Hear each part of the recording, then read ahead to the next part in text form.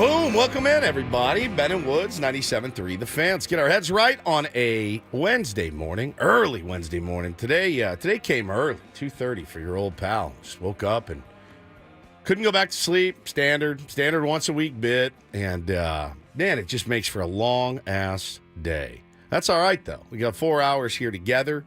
Going to enjoy every second of it as best we can. I'm Woodsy. That's Paul Reindl, the executive producer of the program. Good morning, Paulie. Hey, how are you? Doing great. Benjamin Higgins, your friendly neighborhood sports anchor. Benjamin, how are you, my friend? Good morning. Sorry to hear that you couldn't get a little extra sleep this morning. It's annoying. It's annoying. You wake up like feeling stressed, vomitous, not like nauseous. Like yesterday. Or no, that was Monday. It's that weird feeling. You wake up at 2:30, and you're like, "Oh God, please go back to sleep." And you try and you snuggle in, and nothing just doesn't happen for you. And so then you get up and you start like, all right, well, start prepping for the show and looking at stuff on your phone. And I laid in bed, bro, for 2 hours, and then got up and got ready, made the kids lunches, and that's been a nightmare because now Taylor refuses to eat sandwiches at all. So he will not eat a sandwich. Yeah, no sandwiches. I wouldn't eat a sandwich at that age either. This kid had a Jersey Mike's themed birthday party. All right, so here's the thing, Paulie. This is welcome to my nightmare. He'll eat sandwiches if they're from Jersey Mike's. So for dinner 2 nights ago, we got Jersey Mike's. The man knows good taste. So I put half of a sandwich in his lunch yesterday. He gets home. I didn't want that bacon in there. I said, but you asked for bacon when I ordered the sandwich. Turkey, bacon, and mustard is what you wanted. I didn't like the bacon. Okay? Bo, how was yours? Fine. Great. So now Taylor wants, I'm not kidding when I say this, he wants, I can't say the word, a charcuterie board, essentially, in his lunch. So Hannah wants to get him a bunch of salami and pepperoni. I go, no, it's terrible for you. Terrible. Just nitrates and gabagool. Yeah, gabagool. Like, no, I'm not. Here's the thing, too. I'm not waking up in the morning and cutting up salami and Most parents would just go, Lunchables for the win. Yeah, I can't do Lunchables either. I've read too much bad stuff about Lunchables. And that's the problem is I don't necessarily eat healthy all the time, but I want my kids to. I don't want to be the guy that's like, yeah, have a Lunchable. You'll be fine. So I try to make an effort on it. But he won't eat a peanut butter and jelly sandwich. He won't eat a turkey sandwich unless it's from Jersey Mike's with no bacon, even though he ordered the bacon the night before and ate it no problem for dinner. So this morning, I'm up, opening up Baby Bells, putting crackers in there, some raspberries, some blackberries. I'm making a GD charcuterie board at 4 o'clock in the morning, and then I'm making another sandwich for Bo, and we're back to Woodsy's Diner. Yeah. Honeycomb, some spicy mustard, yeah, right? Marcona almonds. Yeah, exactly. Maybe. Yeah, Taylor, do you want me to stuff the blue cheese into the olives, or do you just want it separate? You little ass! How do you want it?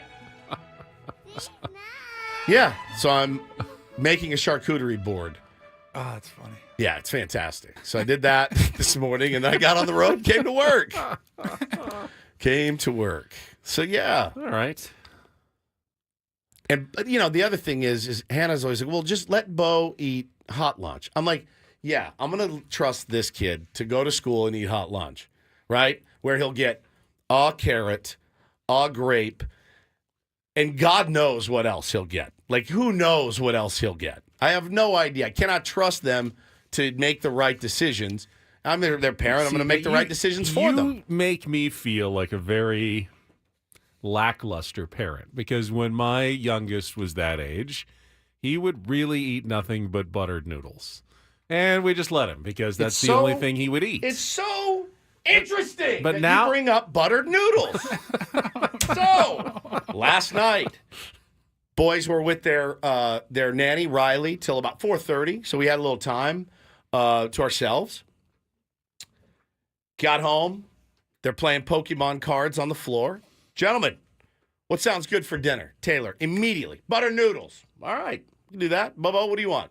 Spaghetti and meatballs, butter noodles? I want butter noodles too. All right, done, easy. A little butter noodles, some fruit, call it a day. So I order it from DoorDash, of course, because I didn't have any noodles and I wasn't about to go get some.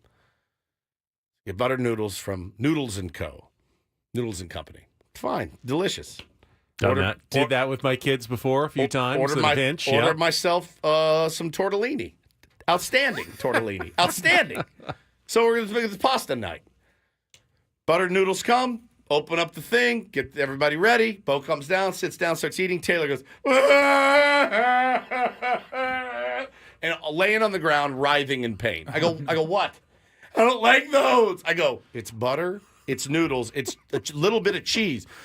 They put some green spice on it. Just a little dash. Maybe it's pepper or something. That's it. Done. Didn't need a bite. Didn't need a bite of it. So it's fascinating that you say buttered noodles, Benjamin. I'm at a loss. I mean, plain is plain. And if you're serving something plain, you shouldn't be putting spice. Yes, that's just how it comes. Well, That's just how it comes. You can have them remove it. There's options when you're ordering. But it's like, bro, this is just butter, noodles, and cheese, and there's a little bit of like. I mixed it up. Like I couldn't tell you how many 99-cent bags of pasta from Trader Joe's I made. Oh yeah, with just slab of put butter. the butter in the end, just let it melt. Well, shake it all up, add a little bit of salt, and there you go. I don't. There's your meal again. I don't blame you. I don't blame my parents. When I was a kid, I don't know that nutrition existed. Like I don't even know that the word nutrition existed. We ate takeout. We ate. Like, my mom rarely cooked. She was a good cook. They both worked full time. My dad certainly never cooked. Like, I mean, make something on the grill maybe on the weekends, but I did not sit. Eat something healthy, like steak and a baked potato. Yeah, right. Yeah, exactly. Home-cooked meal. Yeah, home-cooked meals in the South are way different. But, like, I did not come home every night, and we did not sit at a table with a well-balanced meal. My mom would be like, do y'all want chilies? Yeah, just get some chilies. I want Crispers, extra honey mustard. Like, that was our life. And it was fine. Now there's such an emphasis being put on nutrition and trying to teach your kids good habits so that they're not mainlining, butter and cheese when they're like I do. I just don't want them to be like me. I even think about like the school lunches, like the cafeteria school lunches. They weren't great. They weren't. Hey, they didn't taste great. They didn't taste good. They weren't healthy. And they weren't healthy. Like, I think it wasn't until high school, maybe middle school, but definitely high school, where they had like a salad bar. Yes. Bo will go to the salad bar. You know what he does? He gets a big old scoop full of cheese, no lettuce, and that's it. Shredded cheese. And like salami and some egg. And like a carrot. One carrot. I caught him one day. I went to pick him up early. I was like, what is on your tray? That's what you eat? He's like, sorry, because I'm trying to push some protein and get some protein in you. Get some protein. The big square of pizza and a chocolate milk. And a big blob of cheese to eat and a chocolate milk. That's it. So, man, I'm telling you. We had chocolate milk. It was only on Fridays. Chocolate milk. And then, I don't know, probably like 5th or 6th grade, they just switched to everyday chocolate milk is available. Paulie, you could have regular or chocolate. And I'm like, what are we doing? Bro, in my 6th grade, when you graduated to 6th grade from, elementary school, and it was 6th grade, 7th grade, and 8th grade together. And it was, the school was 10 times bigger. It felt like a high school. You went from class to class. It was like, whew. You go to the cafeteria and you're like, you walk in day one, you go, oh my God, they had soda machines. You could go get a Coke. I got a baked potato for lunch every day. Butter, sour cream, cheese. My parents didn't ask me what I had for lunch. As long as you ate, it's just things are different now. And we've learned so much about how food can affect us and how addictive it is. It's crazy. I agree with you, and that's why I always felt like maybe I wasn't as good of a parent as I should be. I will say buttered noodle kid who we considered chocolate milk like the healthiest thing that he would actually 100%. Consume. Yeah. Is a great eater now, is in really good shape. Yeah. He tries everything, he likes everything. It just took a while for him to finally get there, but we let him get there on his own. Just on his own recognizance. It's like, I'm also, it's weird because I'm not really what you'd consider like a helicopter parent at all, but I'm trying to be more helicoptery as it comes to foods and making good, healthy decisions and knowing that like Taylor though, one thing he will do, so he didn't eat his buttered noodles last night. You know what he did? He ate 2 full bananas, 5 full strawberries, 10 blackberries, 10 blueberries, 5 raspberries, and was like, all right, I'm good. like it, but no protein at all, just fruit. So I'm like, all right, that's not the worst thing in the world. And I guess can't get mad at him for not eating, carbs and fats, but it's just a challenge, bro. And then trying to make the lunch the next day. So that's where I'm at right now. That's what I've been doing. Did you do lunches? What did they take for lunch when they were kids? Just PB&J and chips and an apple or something. Yeah, I mean, it was always a stretch to try to come up with something. Cheese and crackers, and just kind of it was more like an assortment of snack items than any main course. That's Taylor. Yeah. Rob says mine ate what he was given. I try that, dude. I really do. Trust me. Aren't you so special? I know. I try the bit, like, if they're, and I've told Hannah before, if he's hungry enough, he'll eat, and if he's not, he won't. But then again, I also don't like the thought of starving my children. You say, at what point does that become a problem? I just don't know. I just don't know what to do. At what point are you a bad parent? It's really hard. Your kid hasn't eaten in 2 days. I mean, if you're a parent, I sympathize with you, man. It's hard. It's really hard out there. So we're all just doing our best in here. Fruit has sugar, Petey says. Yeah, I get it. But it's better than a cinnamon roll sucked down by, 14 cookies and a bag of Cheez-Its. Like, if he eats fruit, good. It's good sugar. Eat a bunch of fruit. It's not going to hurt you. My house looks like my front yard looks like a New England forest floor today after the winds yesterday. Oh, yeah, it was just nasty. Leaves all over the place. I'm sure that's common around the county right now. I can give you my blower, and you can blow it, and then kids can ask you to blow them in the yard like my kids asked me last week. You want my blower? Where would you blow it to? I just, it's just over to the neighbor's yard. It seems like that's It's actually a really good question. Counterproductive. I think you blow it in a pile, and then you scoop it into a bag and throw it in that big green garbage can. More of the thought that eventually the winds will pick just up go again away. and it'll just blow somewhere else. Yeah, it's kind of not my problem. Do you have trees in your yard? No. Oh, it's all from like other places. It's just blown to my house. I don't have big trees that drop leaves. The next door in the park, there's big trees. And they have, an HOA gardener who comes and handles that. But I don't know that he comes over to my house to pick up the leaves that fell from the trees in the park next door. So, but yeah, I mean, not a lot of blowing going on at your house or my house. Then again, I don't want to get on the bad side of our new HOA director either. I got that email the other day from, I guess we have a new HOA manager. And this was the extent of the entire email. And there's no capitalization, just mind you, and the spelling errors throughout. I am the new manager for your HOA. I will be assisting the board in maintaining the property and shared goals of improvements that the HOA needs to keep the property safe and preserving property value. So she said end of email. So she said property 3 times. She misspelled it once to property. Yeah, improvements was misspelled. Improvements. HOA Hello, my baby. Was not capitalized. I'm a little concerned about the direction of our neighborhood here. Yeah, I don't. We have one. I don't ever hear from them, which is good. A surprise. That's usually a win if you're not hearing from them. Yeah, I'm worried I'm going to get. You need to clean up the leaves in your yard today. JH619 said must be a Dodger fan. That was my exact quote yesterday when Ben read me the email. I go, "Oh, you have a Dodger fan in your neighborhood. You are a loser. Don't chalk this season, ladies and gentlemen." Well, I woke up again this morning, and I think I'm in a little bit of a grumpy mood because I woke up looking for something wrapped up under the tree, the Padres tree, and did not see anything yet. Still out there kicking tires is A.J. Preller. Now, we'll discuss. Again, I don't know what you're hoping for or expecting. Anything.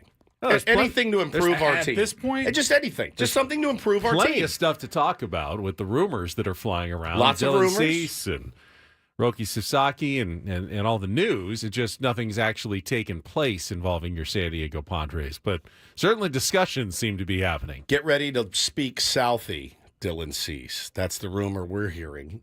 Boston Red Sox interested in one Dylan Cease. I'm sure Maki, Ricky, Danny, Terry, Mikey, David, Timmy, Tommy, Joey, Robbie, Johnny, and Brian. And Dylan. Hey, nice mustache! Yeah, so we'll see what happens. But yeah, there's a lot of hubbub. Less painting, more pitching. Oh, look who's here! Oh, look, a regular Picasso! Why don't you throw a strike? That's what he's in store for next year. Oh, you got your big fancy frisbee golf course. Oh, look at him, Mr. Disc Golfer. Yeah, he's going to love that place. Love it. Hey, Vincent Van Gogh. It's going to be great. It's going to be great. What can we get back for him? That's the mood. That's the mode I'm in now is like, I need some action. This is boring, and I want some action. Start moving pieces and start improving this team for next year. All right, we'll set the menu for the program. We also need to catch up a little bit on our Ben and Woods Wrapped from the year. We didn't do it yesterday. That was our bad, but we got something from the month of April that is it's always fun from the Ben and Woods archives that we can get to as well. We'll let you know who's coming up. When Ben goes out of town. Yes, when Ben goes out of town. Paul and Woodsy get a little creative. We will let you know who's going to be on the program today as well. All coming up next. Let's check traffic quickly and then off and running here on a Wednesday on San Diego's #1 sports station, 97.3 The Fan.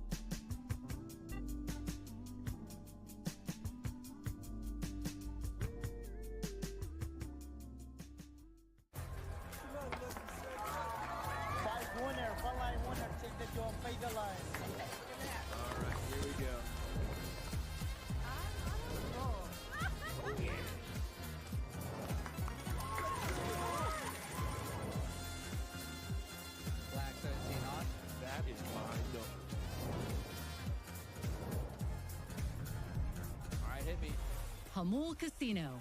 Fun above all else.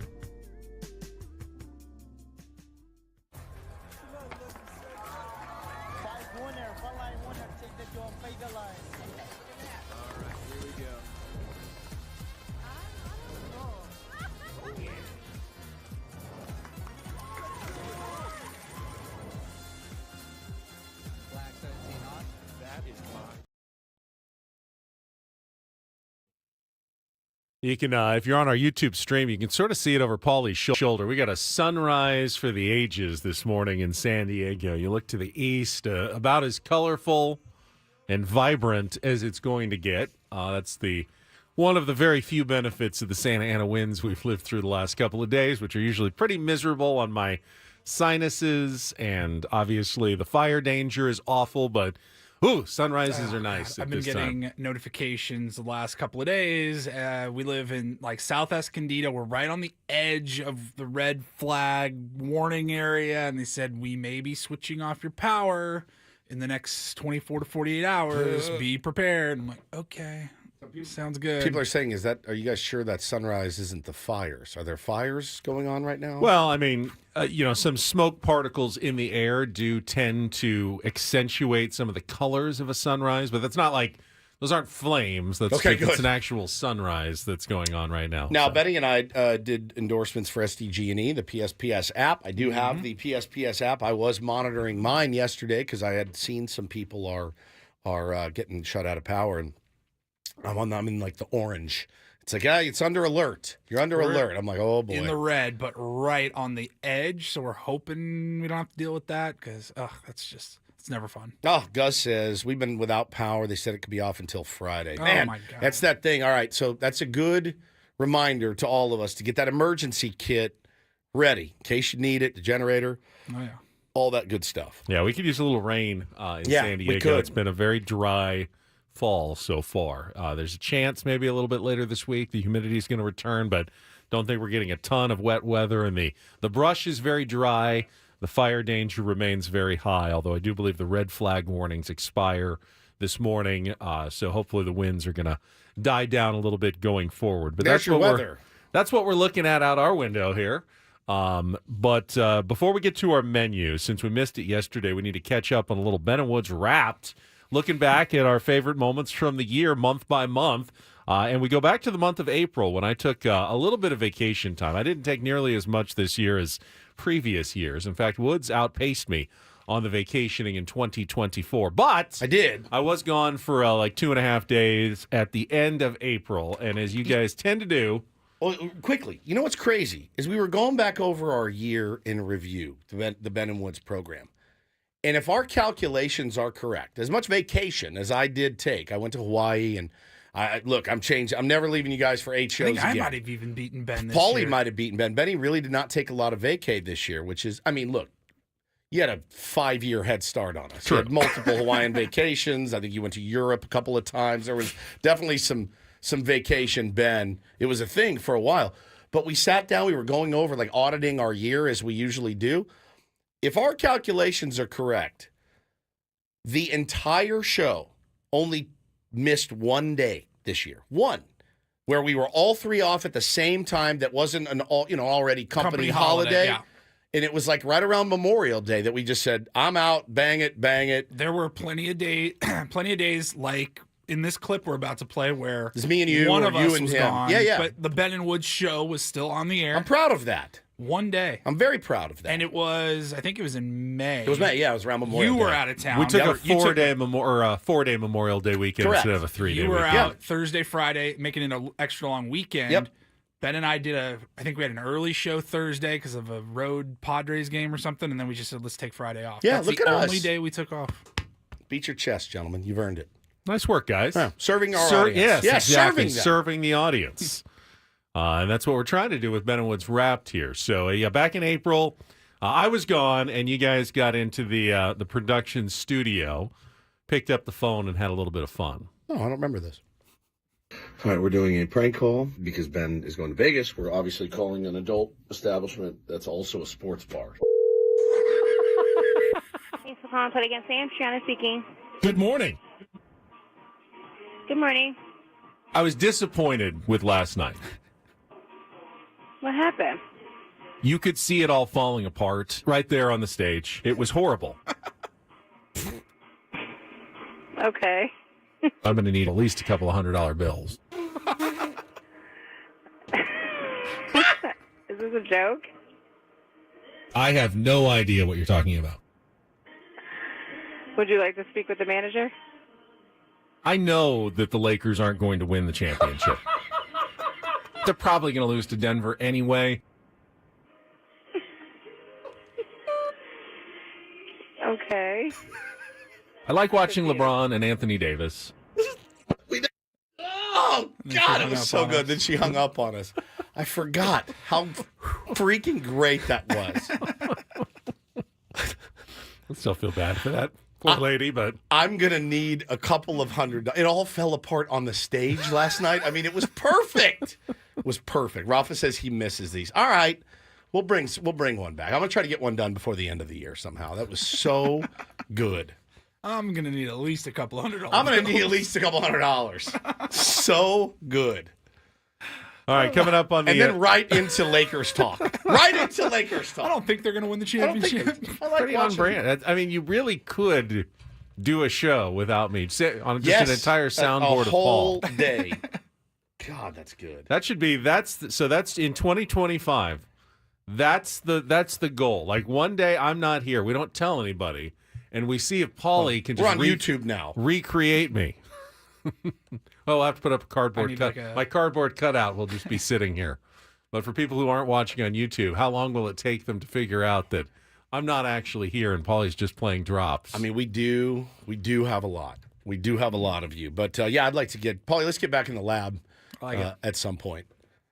All right, coming up on the program today, no actual moves by the Padres, but plenty of news. Lots of smoke. Including the agent for Roki Sasaki, Joel Wolf, holding a little press session and answering some questions about the process of recruitment for the biggest prize left, really, in the offseason, the one the Padres seemingly have the best chance of landing out of any free agent out there. I got all excited for a while, and then Dennis Lin came in and extinguished my fires. Did you see that? I saw that, but I wouldn't say my fires have been extinguished. They're still kind of smoldering where they always were. Okay. Some rumors involving Dylan Cease trade talk. We mentioned that earlier. We can talk about that, how the Padres could manage their pitching staff using some of their bullpen members as well. A.J. Preller with some comments yesterday as he met with the media at the winter meetings. Had some signings, obviously, yesterday, including Max Fried getting a big deal. We can talk about some of the moves that went down from other organizations at the winter meetings yesterday. And, the Nolan Arenado trade talk seemed to be heating up as well, as he has listed 6 teams where he is willing to be traded, and the San Diego Padres are one of them. I don't know what the fit looks like there, but they are on his list of teams that he'd be willing to go to if the Cardinals do swing a trade. Yeah, also, huge trade in baseball yesterday. And Chris Rose, who is our pal from the Chris Rose rotation, he's going to join us. He's a big Guardians guy. And I wanted to just talk baseball with him because I love Chris Rose, but he had some good reaction to the Guardians trade yesterday. They are making moves right now in Cleveland, and we'll see how he feels about that at 8:35. Correct. We'll have our Rindle Report and our regular features as well, including Take on Woods and Don't Do This in our 7 o'clock hour. So it should be a good middle week Wednesday program for you. We will get into some of the news yesterday, maybe hear some of the sound from Roki Sasaki's agent. I heard Annie and Elston talking about it yesterday. I got some thoughts on their conversation as well when it comes to Roki Sasaki. That is coming up next with Ben and Woods on San Diego's #1 sports station, 97.3 The Fan.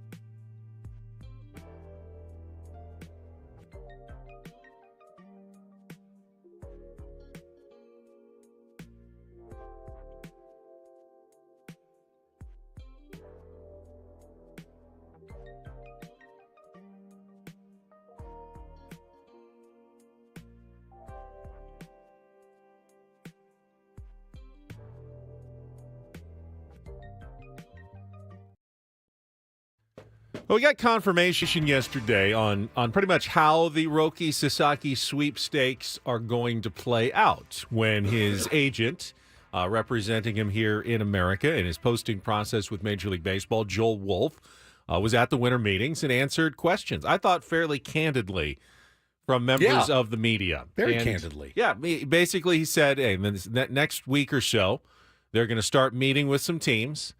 Then after going home for the holidays, they will finish up the process in January, coming back, probably doing some visits, going to the finalists and, checking out the facilities and such. And then they will have their decision, which will not come until after January 15th, or at least the signing will not become until after the new international window opens on January 15th. So until then, every team in baseball is in play for Roki Sasaki. He can look at all 30 teams, and really they weren't limiting their options yesterday. We're going to hear some sound from Joel Wolfe, the agent for Roki Sasaki, right after a check of traffic here on 97.3 The Fan.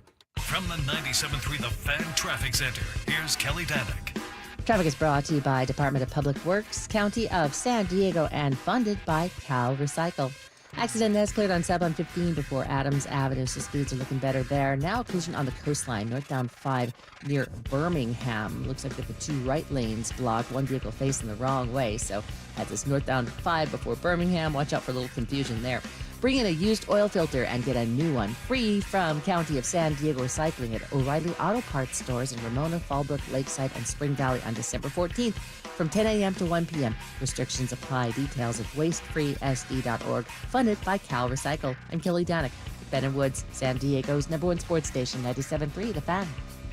Yeah, in my mind, there was really no bad news coming out of Joel Wolfe yesterday. Now, he certainly said, you don't have to have a Japanese mentor on your team, a la Yu Darvish. It doesn't have to be on the West Coast. He's keeping his options open. But as you're listening to him talk, it certainly felt like the Padres, checked a lot of the boxes for what Roki Sasaki is looking for, specifically when he talked about what kind of market he'd want to play in the United States. Do you think he would consider small to mid-market teams? Yeah, absolutely. I mean, I think that there's an argument to be made that a smaller mid-market team might be more beneficial for him as a soft landing coming from Japan, given what he's been through. Sorry if I'm not doing this right. Given what he's been through and not having an enjoyable experience with the media, it might be. I'm not saying it will be, but I don't know how he's going to view it. It might be beneficial for him to be in a smaller market. But I really don't know how he looks at it yet because I haven't had a chance to really sit down and, discuss it with him in great detail.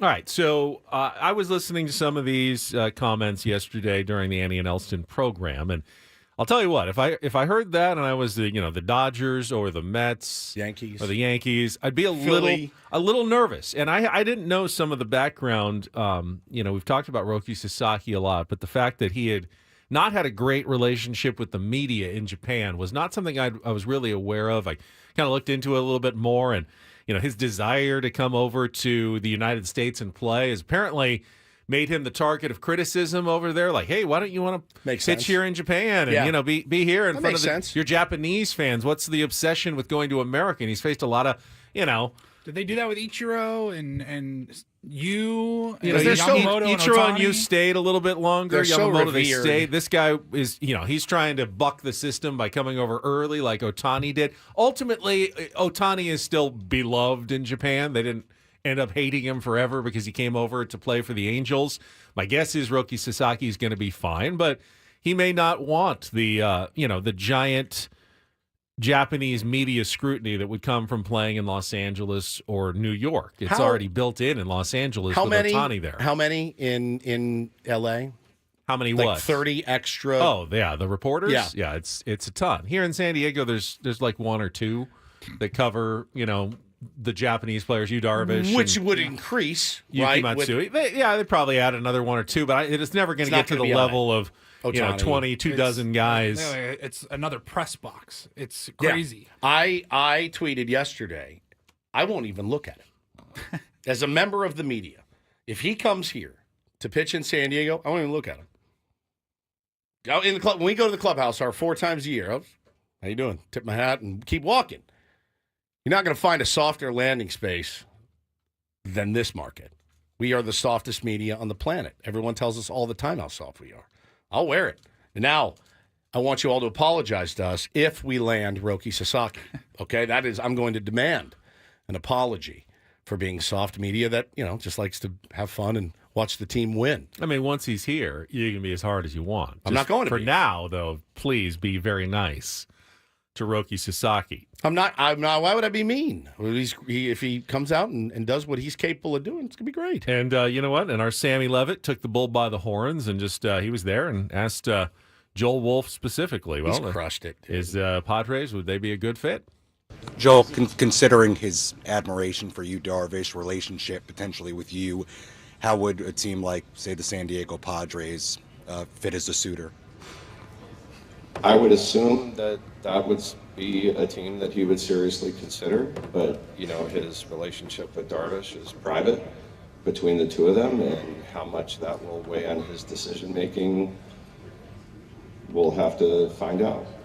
How open would he be playing with some of his former WPC teammates, whether it be Darvish or Yamamoto?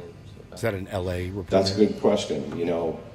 Just a few years ago when I was representing Senga, one of the questions we heard from many teams, and then I heard it again with Yamamoto, was it an obstacle to signing the player by having other Japanese players on the team, or was it an attraction? And it's different for every single player. Each player is unique. What's wrong with his mic? How they feel about it, and I think it also matters on the player that is already on the team. How much do they reach out to other Japanese players? How are they perceived by this particular Japanese player? And it just varies player to player. With Roki and his age, do you think it's more beneficial, or the attraction part of it? Is he leaning that way? I think it could be. It's a great agent, man. Great agent. It could be to have an older player to help him, show him the ropes, but anyone that knows Roki Sasaki, this is one of the most driven, intense players I've ever known and been around. Incredibly hardworking, and I wouldn't say that he would necessarily need it to succeed. I think he's in an interesting spot, and people are talking about it in the chat. This is a really interesting spot for an agent because your cut on Roki Sasaki is not going to be huge right now. This is the long game for an agent because the international bonus pool money, call it $6 million, $7 million tops. Yeah, I want to make sure that he's covered in endorsements and gets the attention he wants or the attention that he needs financially.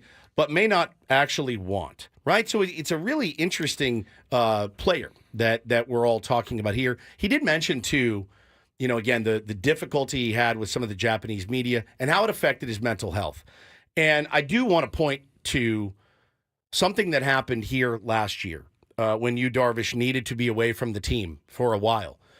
I saw somebody, and it's a guy we know, yesterday, was like, man, Yu Darvish come here to San Diego. Yu Darvish was gone for 3 months, and the morning show didn't even ask where he was. No, we didn't.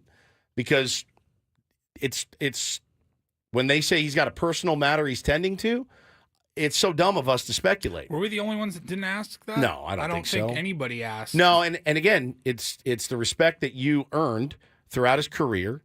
This isn't. I wasn't worried about Yu Darvish sitting in a hotel room with a needle in his arm or something. You know what I mean? Right. Like That's not a concern. I think most of us, if not all of us here in San Diego, had enough respect for Yu Darvish Correct. to know that whatever he was dealing with was important and personal and private, and that the Padres were handling it the best way that they thought, and we didn't need to dive into that. Yeah, I was not about to go start asking questions of the front office. So what's really going on? Because if anybody wanted that business to be known, they would have made it public. Yeah, And some would say that makes you a bad reporter, a bad journalist. not a reporter, that you're not curious. But I do believe that there are certain lines that you don't cross. AJ Cassavell, Dennis Lin, Kevin Acee, nobody was writing about it because nobody was stupid enough to search that story out. Yeah. I do want to serve the interest of the public and the fan, but I didn't see why having the intimate details of what you was going through would service anything other than satisfying people's curiosity,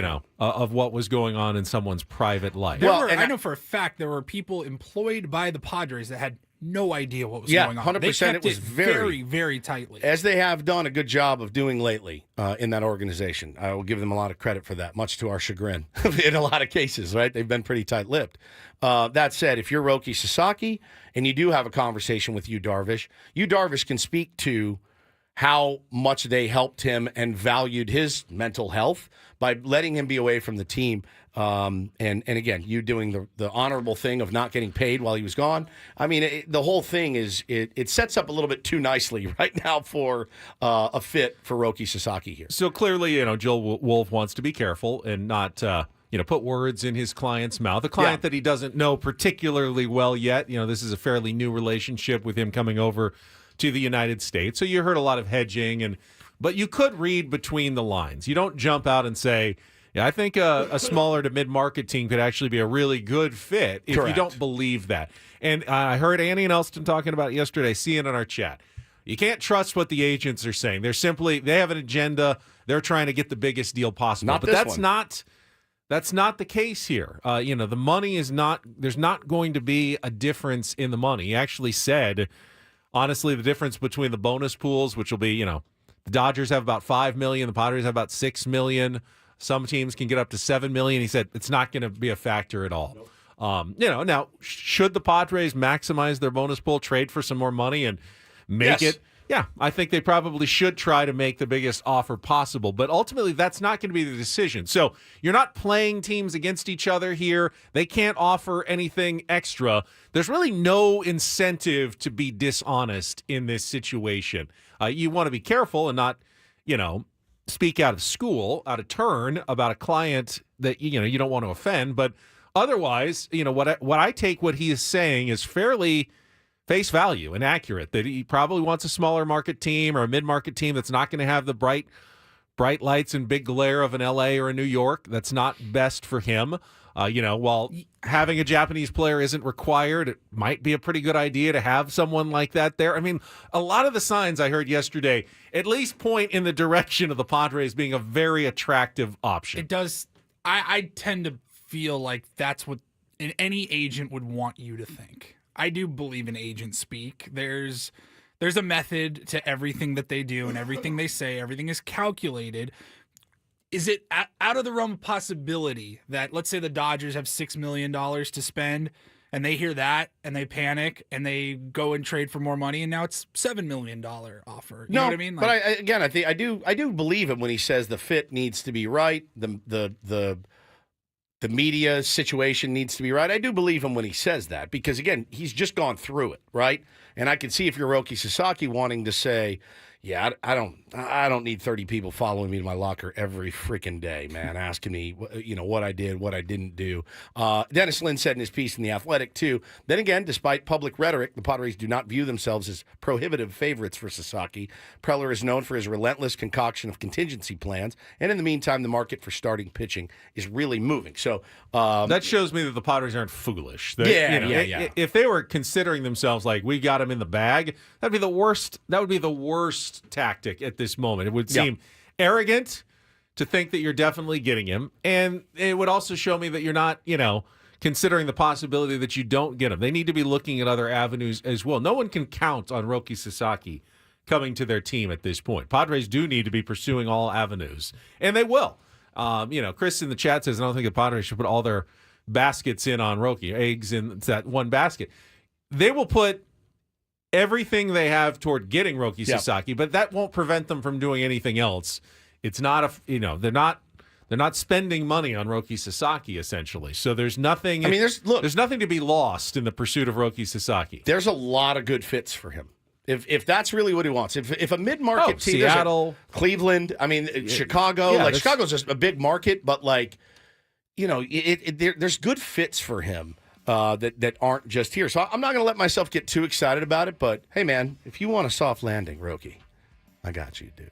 He did say he doesn't like people that are very verbose, so we're going to have to put a ball gag on our verbose friend over here. Our very verbose Benjamin Higgins. Look, now he's not even going to talk. I need you to talk some today, just not when he gets here. I've muted him. We'll do that.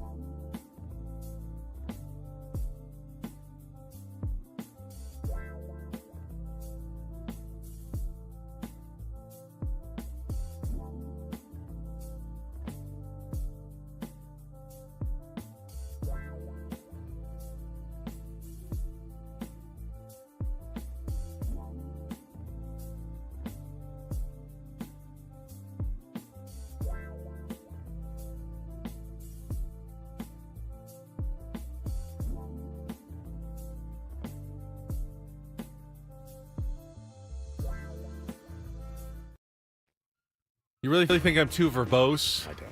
Okay, good, because it's hard to do this job without It is. a bit of verbosity. Is that a word? I don't think so. I just made it up. You're a That's little what verbose people do. They make up words so they can say more words. Patty Fan says, mid-market teams that are good, not many. Mid-market teams on the West Coast, us in Seattle, but we're better. We're going to get them unless Ben talks too much. Well, there's a reason they're not having you up in the meeting to close him. I feel like, you always say, I don't want to jinx things. Yeah. I'm less superstitious than you are. I feel almost that way about Roki Sasaki. Me too. It's, in many ways, the most important free agent ever. Kind of ever. Yeah. In a certain sense. The timing and everything. This is a unicorn that's not going to come around again. Correct. A guy who's already considered one of the best players on the planet, that is not going to cost you really anything, and you get 6 years of control. I mean, it's a ridiculously franchise-changing proposition. Correct. For whatever team lands him, whichever team gets him. And the Padres have a legitimate shot at it. It's almost not fair. If I was a fan of another team and he went to the Padres, I'd be angry. I'd be resentful. If he goes to the Dodgers, I'm going to be livid. It's going to be. It's going to be the toughest of the. It's going to be the toughest of the pills to swallow. I'll say the deferrals was pretty tough to swallow. You know, knowing you're only paying the greatest player in the world a couple $1 million a year. It's pretty tough to swallow. He wins an MVP in a World Series in his first year. That's a tough pill to swallow. This one would be a dagger. I can handle Blake Snell, taking the money and too. going to the Dodgers. I do understand that. If they don't get this guy, I'm not going to be mad at the Padres. I know they're going to do everything they can. Get their ducks in a row. But if he doesn't, I'm going to be really disappointed. And if he does, and when we get near January 15th, and I'm going to turn on the alerts for Jeff Passan and JP Morosi and all of them, just because I am going to be waiting. And if it happens during our show, I'm going to lose my ever-loving mind. Caitlin says if he goes to the Dodgers... Fantasy camp that week. Oh, we do. Oh, wow. Caitlin says if he goes to the Dodgers, I might as well crawl in a hole and die. We'll do a big, giant hole for tier ones, and we can all just crawl. We'll dig it somewhere, and we can just crawl inside of it and all sit in there together, because that would be tough. It would be tough. But, if that's the week it happens, we will be out at fantasy camp, and you'll get our live. Maybe he'll be there checking out the facilities. Could be. You never know. You never know. Maybe he won't be. Maybe he'll be down the street. Can you imagine? I can't. If they brought him by during fantasy camp, I mean, the lengths they would go to hide him from us. You have no idea. From all those clowns out there. How do you throw your splitter? What is that? How do you hold your change up? He's like, get me out of here, dude. What did I walk into? Hey, can you sign my sweatshirt? Yeah. Oh, it's just worn out. He wants to get a dip in the cold tub, but there's 60 fat fantasy campers drinking Miller Lite in it.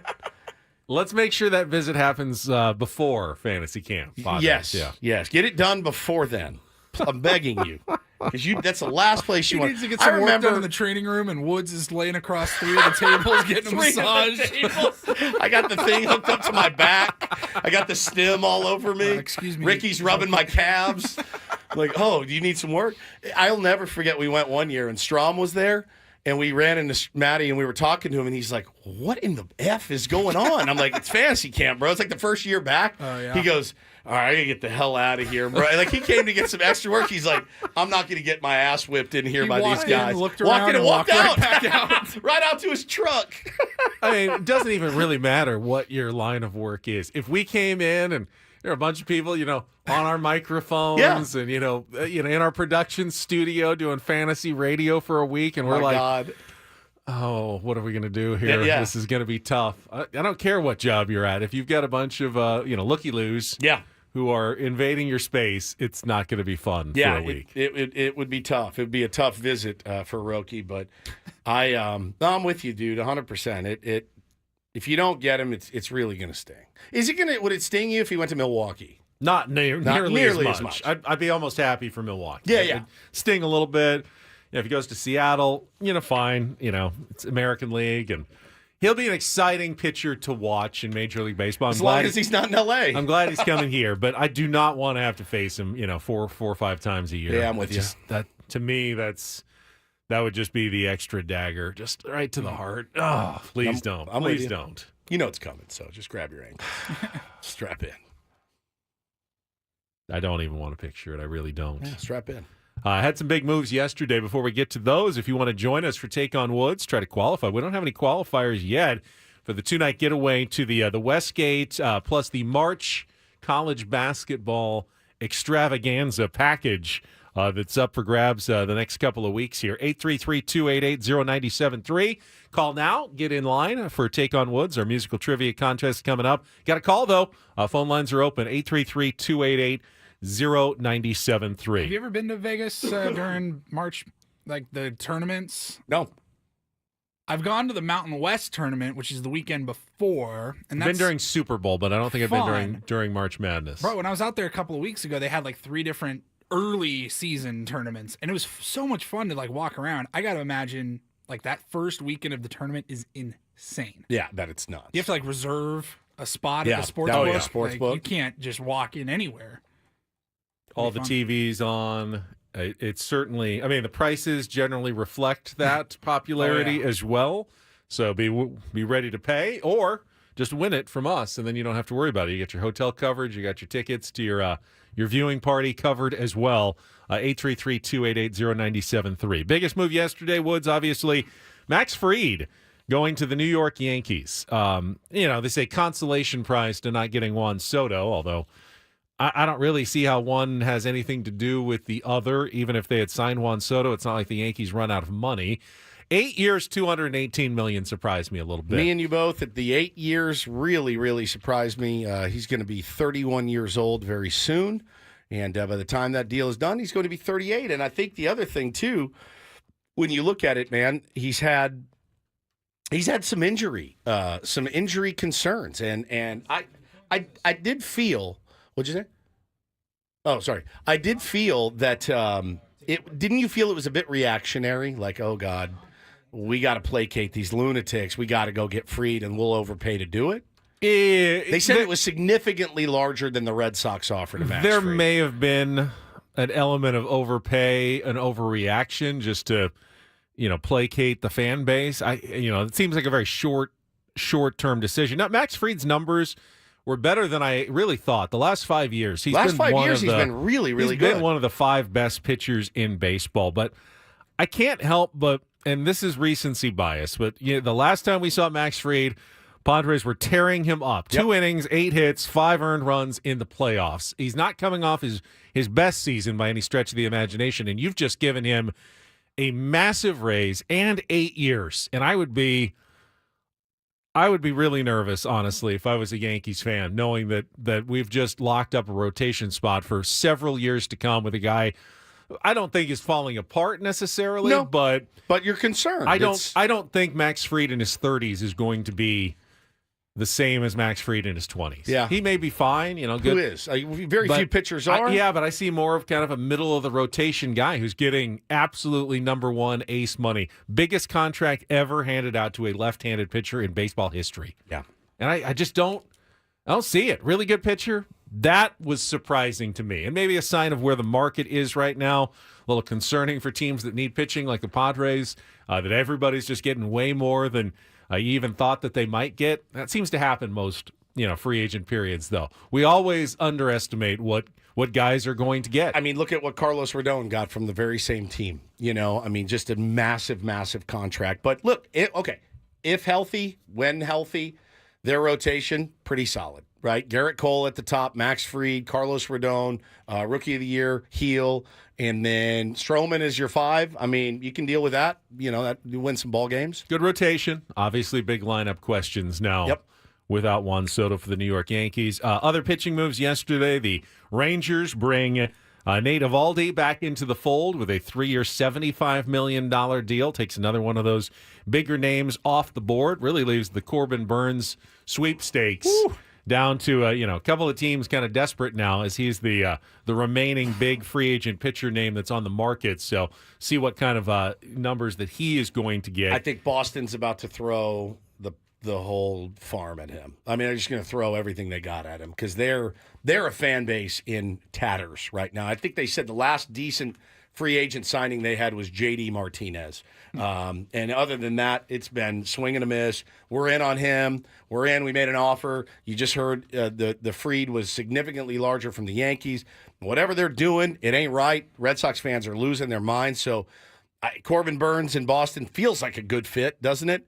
And expect them to throw everything they got at that. Real quick, back to the Yankees. If you're a Yankees fan and you find out that your team offered Juan Soto $750 million that was on the table, didn't happen, now you sign Fried for what, $218? Yep.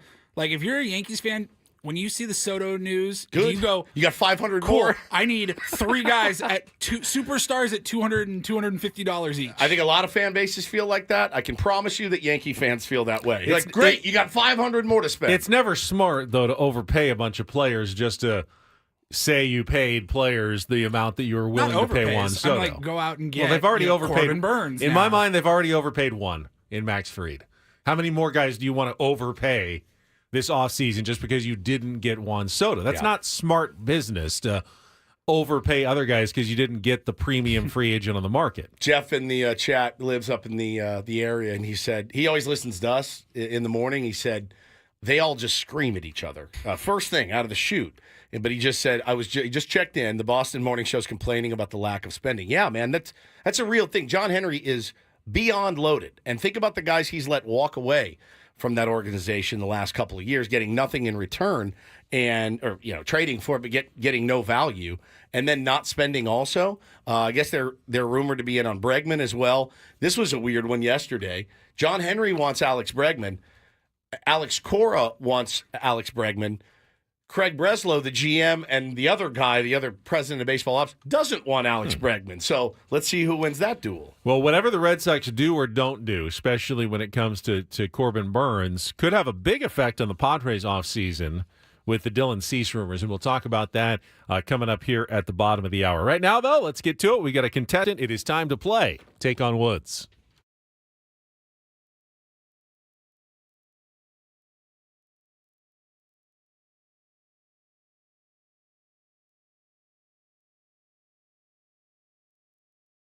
Take on Woods, brought to you by Valvoline Instant Oil Change. It only takes 15 minutes, and you don't have to get out of your car. For directions and discounts, go to SoCalOilChange.com. That's SoCalOilChange.com. And it looks like you got Robert on the line today. Good morning, Robert. How are you? Yeah, doing great. How are you guys? Good. You see that sunrise out there? Beautiful this morning.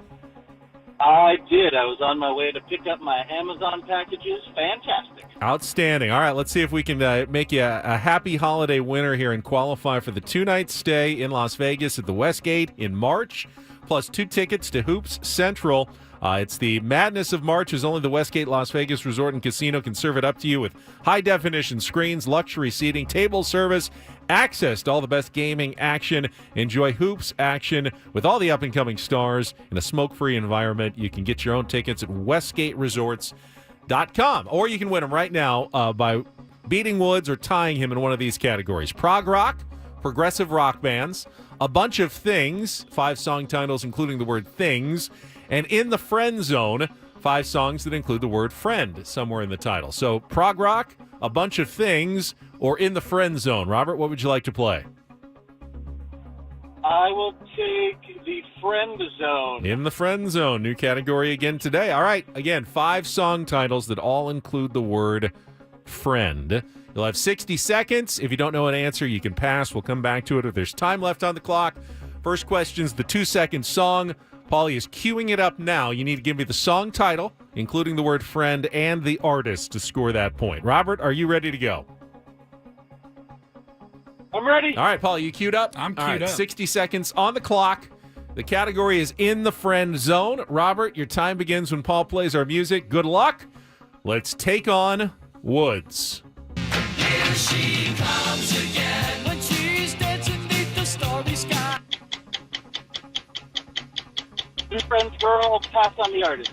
Dionne Warwick, Elton John, Stevie Wonder, and Gladys Knight all got together in 1985 to record which charity single to benefit AIDS research?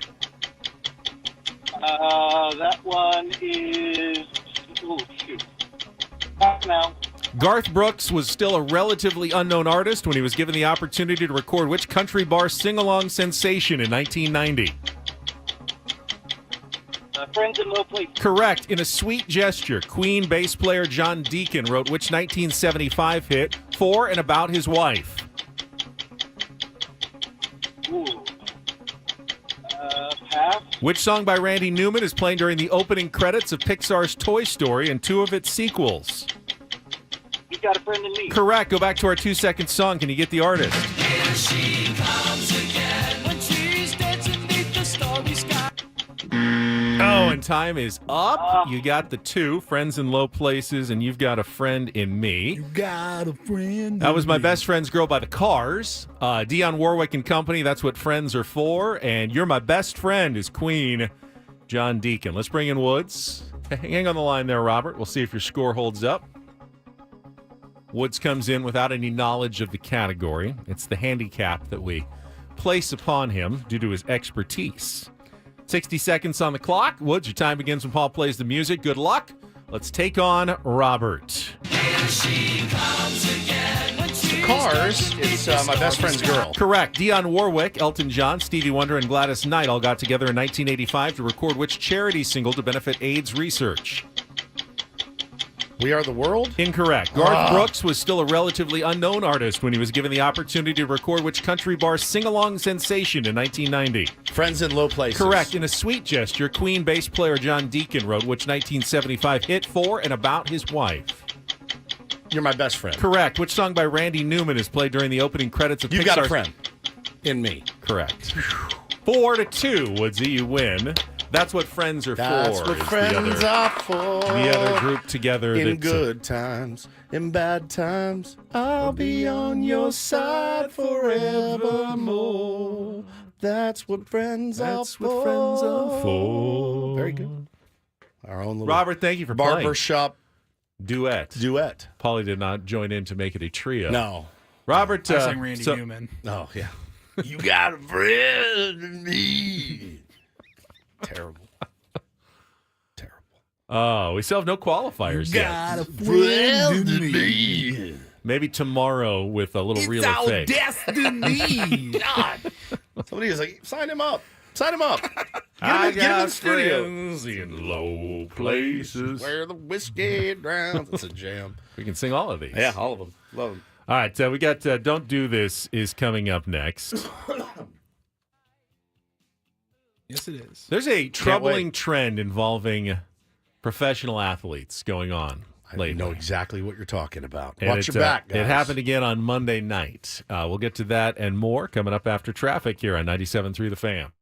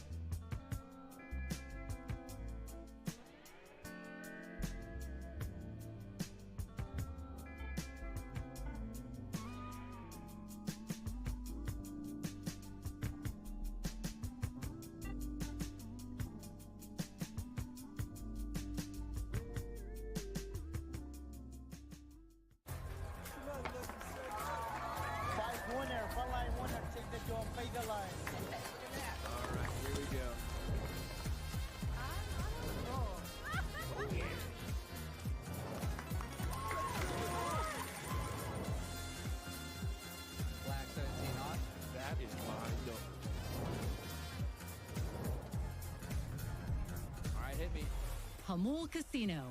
Fun above all else.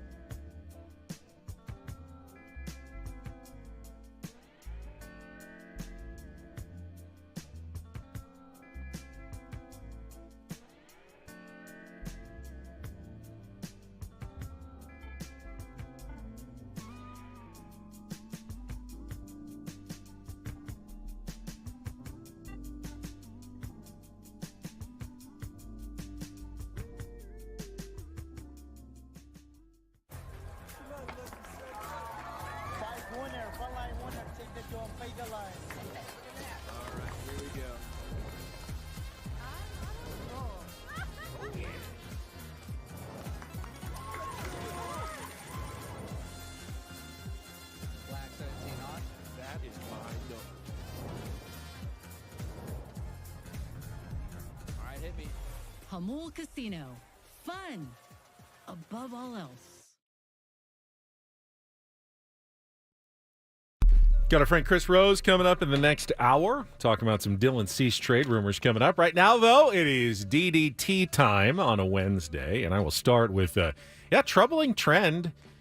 The homes of especially big-time NFL stars, apparently very vulnerable while they are playing their games. The latest target, Joe Burrow, whose home in Ohio was broken into, burglarized during the Monday Night Football game when he was playing in Dallas against the Cowboys. Hamilton County Sheriff's Office says no one was injured in the break-in, but the home was ransacked. How? Apparently, a Sports Illustrated swimsuit model called 911 during the incident. Right place, right time? I guess. I don't know what's going on there, but that was definitely one of the pieces of the reporting. Now, this happened to Patrick Mahomes back in October. Happened to Travis Kelce. Yep. Back in October in the NBA, it's happened to Bobby Portis of the Milwaukee Bucks and Mike Conley of the Minnesota Timberwolves. It's all kind of Midwestern. Ohio, Minnesota, Kansas City. I wonder if it's the same. It's like a same ring person or a ring going around knowing. I mean, it's worrisome for us. People know where we are 4 hours in the morning. No, I mean, no, you got to, if you break into my house, you got to deal with my wife and kids. So have a ball. I've got a dog at home. Yeah, you got a dog and at family. home. Yeah. And nothing really that valuable to steal. You have it's probably the you have a Civil War the best pickle. Security system is not having anything valuable to steal. Trying to think of the most valuable thing you would get out of my home, honestly. If my family was 7-year-old television, is that what you want? Yeah. You have a Civil War pickle. I have a Civil War pickle. It's a pickle from the Civil War, which is pretty valuable. The actual value of it is somewhat in question. I would love to get that appraised at some point as a bit. I want to go on, what's that, Antiques Roadshow or something? Bro, please, I'm begging you. Yeah. Sign up. How would that even process play out? I don't even know. Dying to know. But Please do this. Please do it. It's actually ridiculous. We've been together 7 years and you haven't done it yet. Great crossover moment. Aren't you curious? Aren't you curious? Is that even a show anymore? I don't know. It was on PBS, right? Let's try to do some digging and find out where we can get that pickle appraised. Dominic says break into Ben's house to steal Costco jeans. Yeah, Costco jeans, Costco socks, Costco shirts, Costco food, Costco everything. Yeah, I don't know what you get out of my house. I got some valuable records, but they're worth like $400. So, I mean... But presumably guys like Joe Burrow and Patrick Mahomes. Diamonds and cash. Yeah, and you'd have to, like the records, you'd have to really know. You'd have to know what you're looking at. This is that rare Guns N' Roses original Appetite release. You know what I mean? Like, so you're just not going to get much out of us. But from Joe Burrow. They knew I was at work. They broke in. They got Delilah. I can replace Delilah for you very, very easily. Paul, you have one. Same day delivery, actually. Yeah, same day delivery, as you know. Yeah, so it is December 11th. We're not even halfway through the month. And it's already been a very expensive month for NBA superstar Anthony Edwards. He was fined again yesterday, $25,000. What's today? Wednesday. He was fined on Monday night. He was fined $25,000. That's now $60,000 in fines for the month for Anthony Edwards, who is never shy with a soundbite. Bring gas. Him talking to. Was that what he was fined for? No, Okay. that was from last year. It was, That was so Chuck good. or Bring Shaq. gas. One of them was like, "I've been to Minnesota in a long time. I need to get out there." Bring gas. He's incredible. It was awesome. So funny. So he was fined for using profanity in an interview after the team's win on Friday night over Golden State. And that's kind of all it said, at least on ESPN and a couple of other websites, the Associated Press. They just put out, he was fined, they won, here's his stats.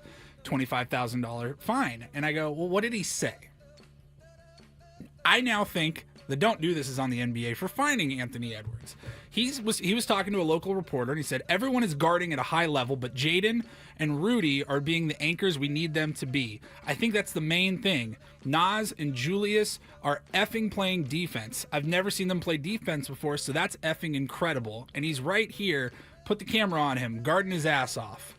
That was the quote that got him fined $25,000. He is building up his teammates. Yeah, he used a couple of F-bombs, but...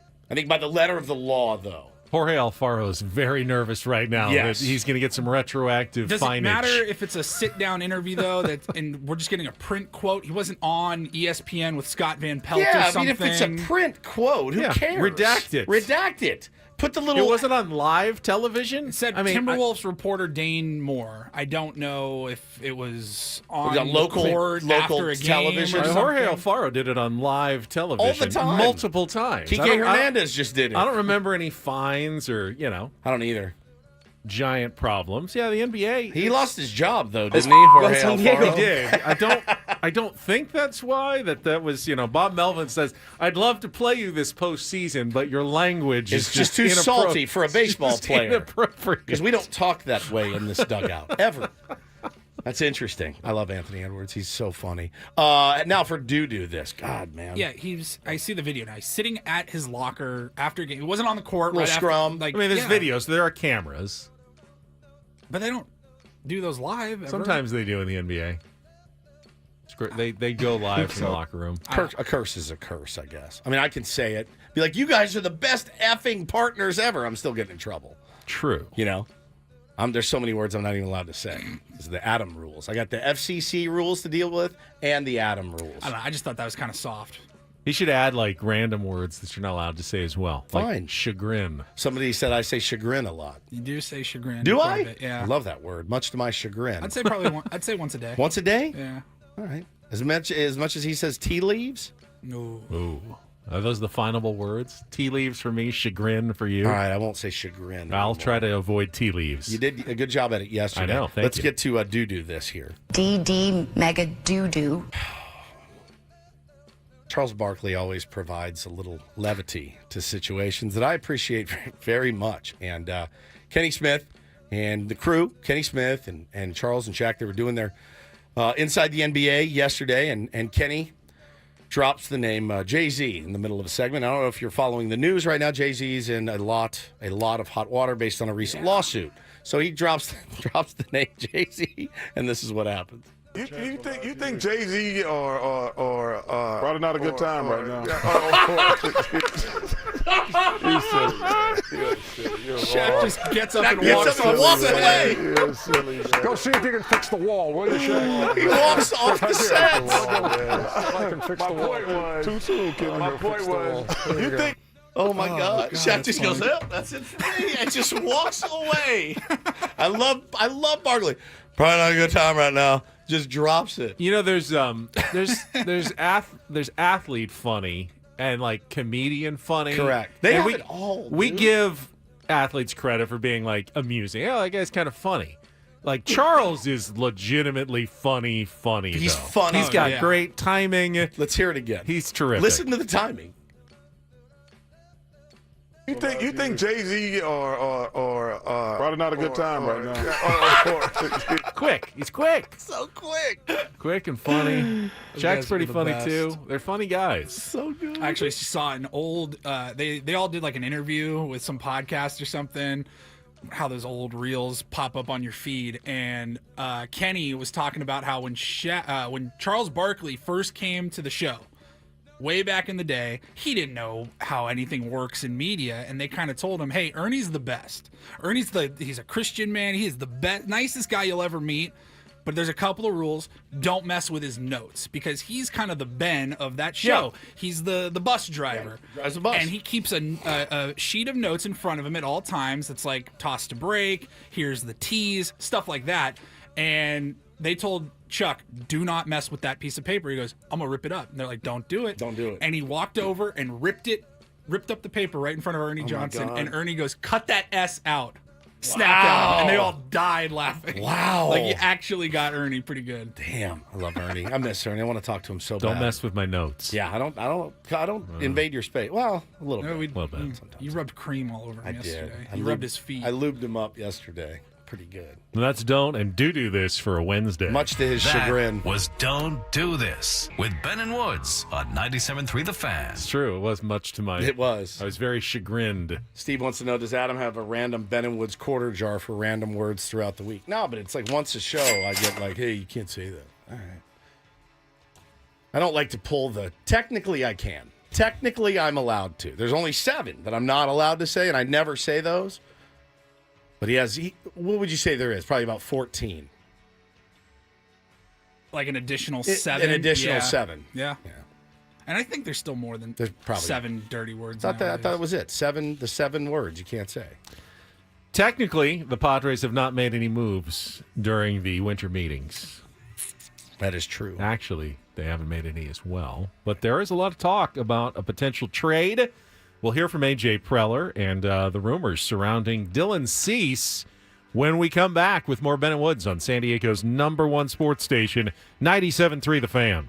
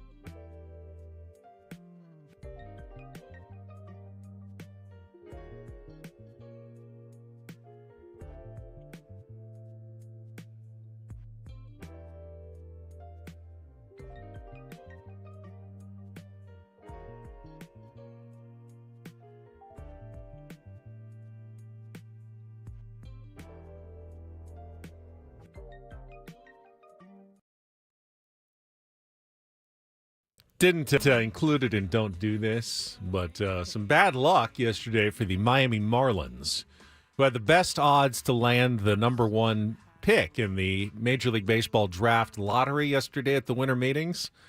Didn't get it. 7th. Didn't get the second or third pick either. I thought they were fourth. Were they 7th? I thought they were 7th. I thought you could only go as far down as 4th. 7th. I know that. I thought they were 7th. The team that beat the odds, the Seattle Mariners, only had a 0.5% chance of moving up, and they Marlins did. fell to 7th. Yeah. Rockies are 4th. Oh, that's right. The Rockies also dropped down. The Rockies and the Marlins both dropped the most. Marlins went up, the Mariners went up the most, beat the odds, and got the number 3 pick. Angels are second, but the Pittsburgh Pirates, or the Washington Nationals, will once again pick number 1, their third number 1 overall selection. The White Sox. Bryce Harper, Steven Strasburg. The White Sox, despite losing a modern-day record of Oh, yeah, they would have the 121 best games, odds. were not eligible for a lottery pick because the collective bargaining agreement stipulates a team that pays in the revenue-sharing plan cannot hold a lottery pick in consecutive drafts. They chose 5th last year. Imagine having the worst season Of ever, all time. and you can't even get a lottery pick in the You're draft picking out of it. 18th or something. It's crazy. Yikes. Yeah, we'll see what happens. Hey, Nationals, At least we're not the White Sox. Yeah, right? at least we're not the White Sox. Not yet. That's the lowest of bars. Today, the Rule 5 draft will take place. I thought it was tomorrow, but Woodsy told me, no, it's actually today.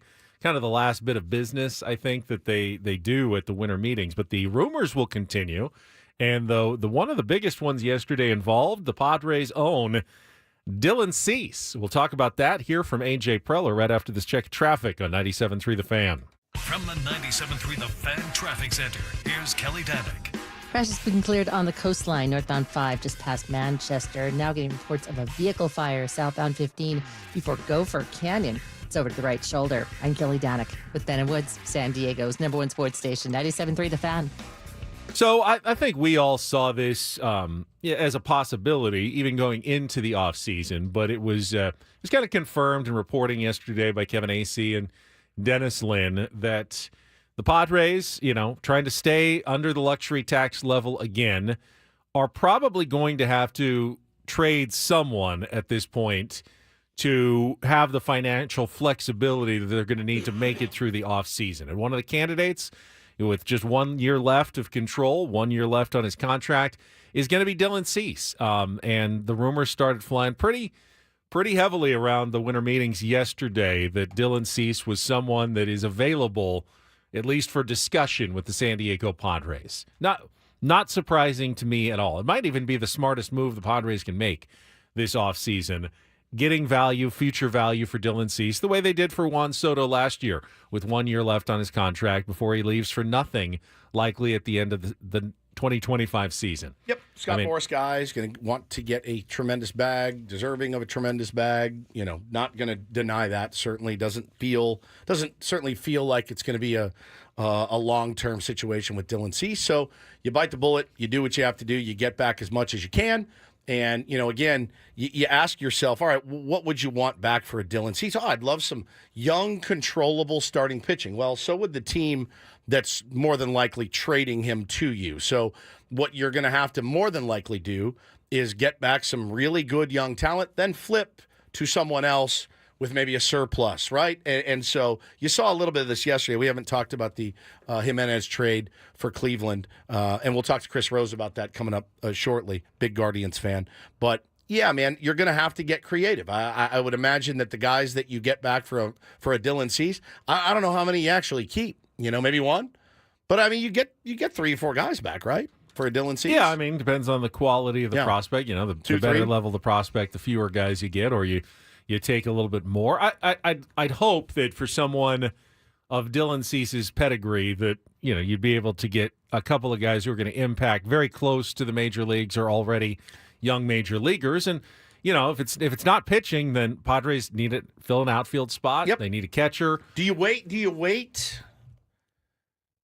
wait for Burns to see where Burns goes, and then you call the team that you heard was rumored to be in on Burns and say, all right, I know it's not Corbin Burns, but, hey, man, how about 180 innings of Dylan Cease this year? Granted, it will be a rental, as you know, but he's not going to cost you what Corbin Burns was going to cost you. It's just going to cost you 2 or 3 of your best prospects. Well, I think there's multiple teams that would be very interested in Dylan Cease at a reasonable price, $13 to $14 million. Yeah, very reasonable rental. Even for one season. Yep. Any team that is like, we want to make the playoffs this year, is going to have to consider that strongly and be willing to mortgage some of their future for that opportunity to get Dylan Cease, especially if they don't land Corbin Burns. I mean, you can. But if it doesn't happen, you also want to make the playoffs this year, yes, right? And you can pay him $13.7 million, we think, and go for it this year, and you run the risk of him walking away. You don't give Dylan you got to be blown Cease away unless you feel like it's truly going to improve your team,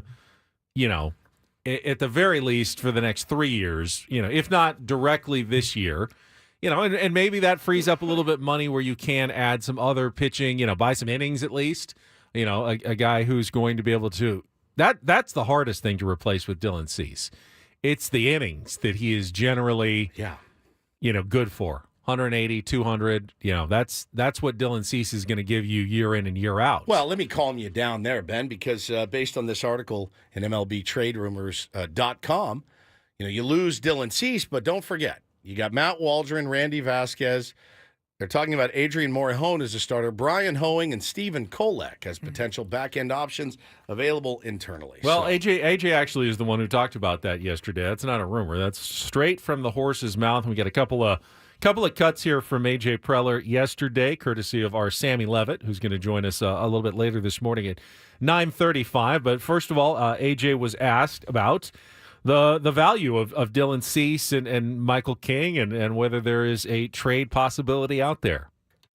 You have two pitchers, very talented pitchers, in Michael King and Dylan Cease, who will be free agents at the end of the year.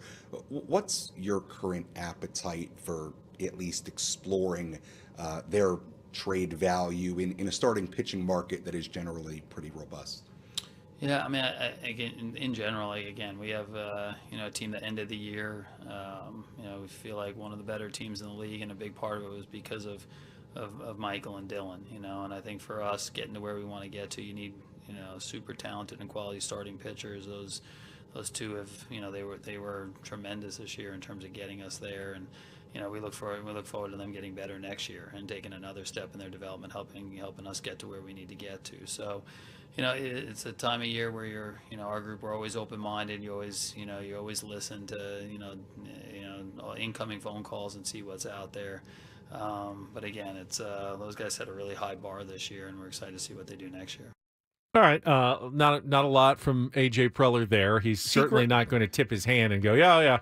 We're definitely looking to move those guys or one of those guys. Yeah, he's not John Mozeliak from the Cardinals. It's like, Nolan Arenado's as good as gone. Is he regrowing the stash? It looks like he is. Looks like he shaved it off and he's regrowing the stash. We doing this again? All right. Look like it is on its way toward another Seidler stash. Boy, he's right in that awkward period. Maybe you wait till after the winter meetings. Yeah. It's like, hey, you got a started over the holidays. Yeah, start over the holiday, bud. But that crust stash is kicking right now. Meanwhile, you mentioned those guys that could be converted from the bullpen to starters. This is what AJ told Sammy yesterday about that. At least right now, you have a couple of rotation spots open. Your organization has had a lot of success the last couple of years, stretching out relievers into starters, whether it was Seth Lugo, whether it was Michael King. At least right now, what level of exploration or at least a consideration is there in taking maybe somebody who's a reliever, say somebody with starting experience like an Adrian Morejon, and if you have a need, maybe trying something like that out with them? Yeah, I think you mentioned like with whether it's Nick Martinez or Lugo or King, guys that we've targeted that in Lugo and King standpoint, that we're basically relievers that we feel like because of their style and their pitch mix or their delivery and their mindset, that they had a chance to be starting pitchers. Again, like we'll talk about it. I just mentioned, guys like Morejon or Hoeing or Stephen Kolek, have been guys that we've had conversations about, and there's a few others. We'll see. I think it's still kind of a TBD thing. It's still more internal conversation. And over the course of the next couple of weeks, we'll try to give, those pitchers in that group, an idea of, hey, prepare for this, and be ready for this spot. But yeah, finding starting pitching is always a big thing, and the ability to take some really talented pitchers that have been in a certain role and expand that role or change that role. That's something that's been on the table for this off season. I think the idea of Adrian Morejon, going back to a starter, which is what their original plan was for him, is really intriguing. You can look at it two ways, Woods. He's finally had some success out of the bullpen. Why would you do anything to mess with that? You had a really solid left-handed reliever in Adrian Morejon. Now you're going to throw this at his plate. You're just tempting fate. You're messing with forces you shouldn't be messing with. At the same time, if he figured something out, he figured something out. And if he can get guys out in the 6th and 7th inning, why can't he get them out in the early innings as well? He has the potential with his stuff, left-handed, still fairly young. We feel like Adrian Morejon must have been, his mid-30s. What is Adrian Morejon, 20, 25, 26? He's He's not an old guy. There's plenty of time left for him to have a fantastic career, and it might be as a starting pitcher. Don't you owe it to your organization and Adrian Morejon to potentially take another look at that, this offseason into spring training? Yeah. I mean, look, you're up against it a little bit with what you have to spend. Not a little bit. You're up against it with what you have to spend. You do need to be creative. I tend to fall on the first part of your argument of like, hey, we finally found a role for him and he stayed healthy and was really effective at it. Let's not upset the apple cart, especially losing a Tanner Scott out of your bullpen. What if he fills the Tanner Scott role? Everybody happy with that? I am. Him getting injured again and spending 3 months on the IL doesn't do anybody any good. But, there's just no way to tell. Does he have what it takes to be a starting pitcher in this league? Not so far. Not so far. But I think it's definitely a conversation worth having. He's got 2 years left of control. I think, try it and see what happens. If it doesn't work, you can always go back to the bullpen if you're healthy. So, I mean, give it a shot. Give it a look. Talk to the player and see if the player is down to do it. But if he ends up being the seventh inning man, I'm not going to be mad at it. He was really effective. I think the Padres look at their upper minor leagues, and there are some arms up there that, could become relievers. I mean, Sean Reynolds was one that we saw a taste of last year, that the bullpen could be pretty good, that you could use some of those pieces. Hoeing did actually start some for the Marlins. He doesn't have swing and miss stuff, which worries me a little bit. You're facing 5 innings of guys with a lot of contact off of Brian Hoeing, but he was very effective in the bullpen. So, that is a possibility there. And as for Kolek, I know people are rolling their eyes.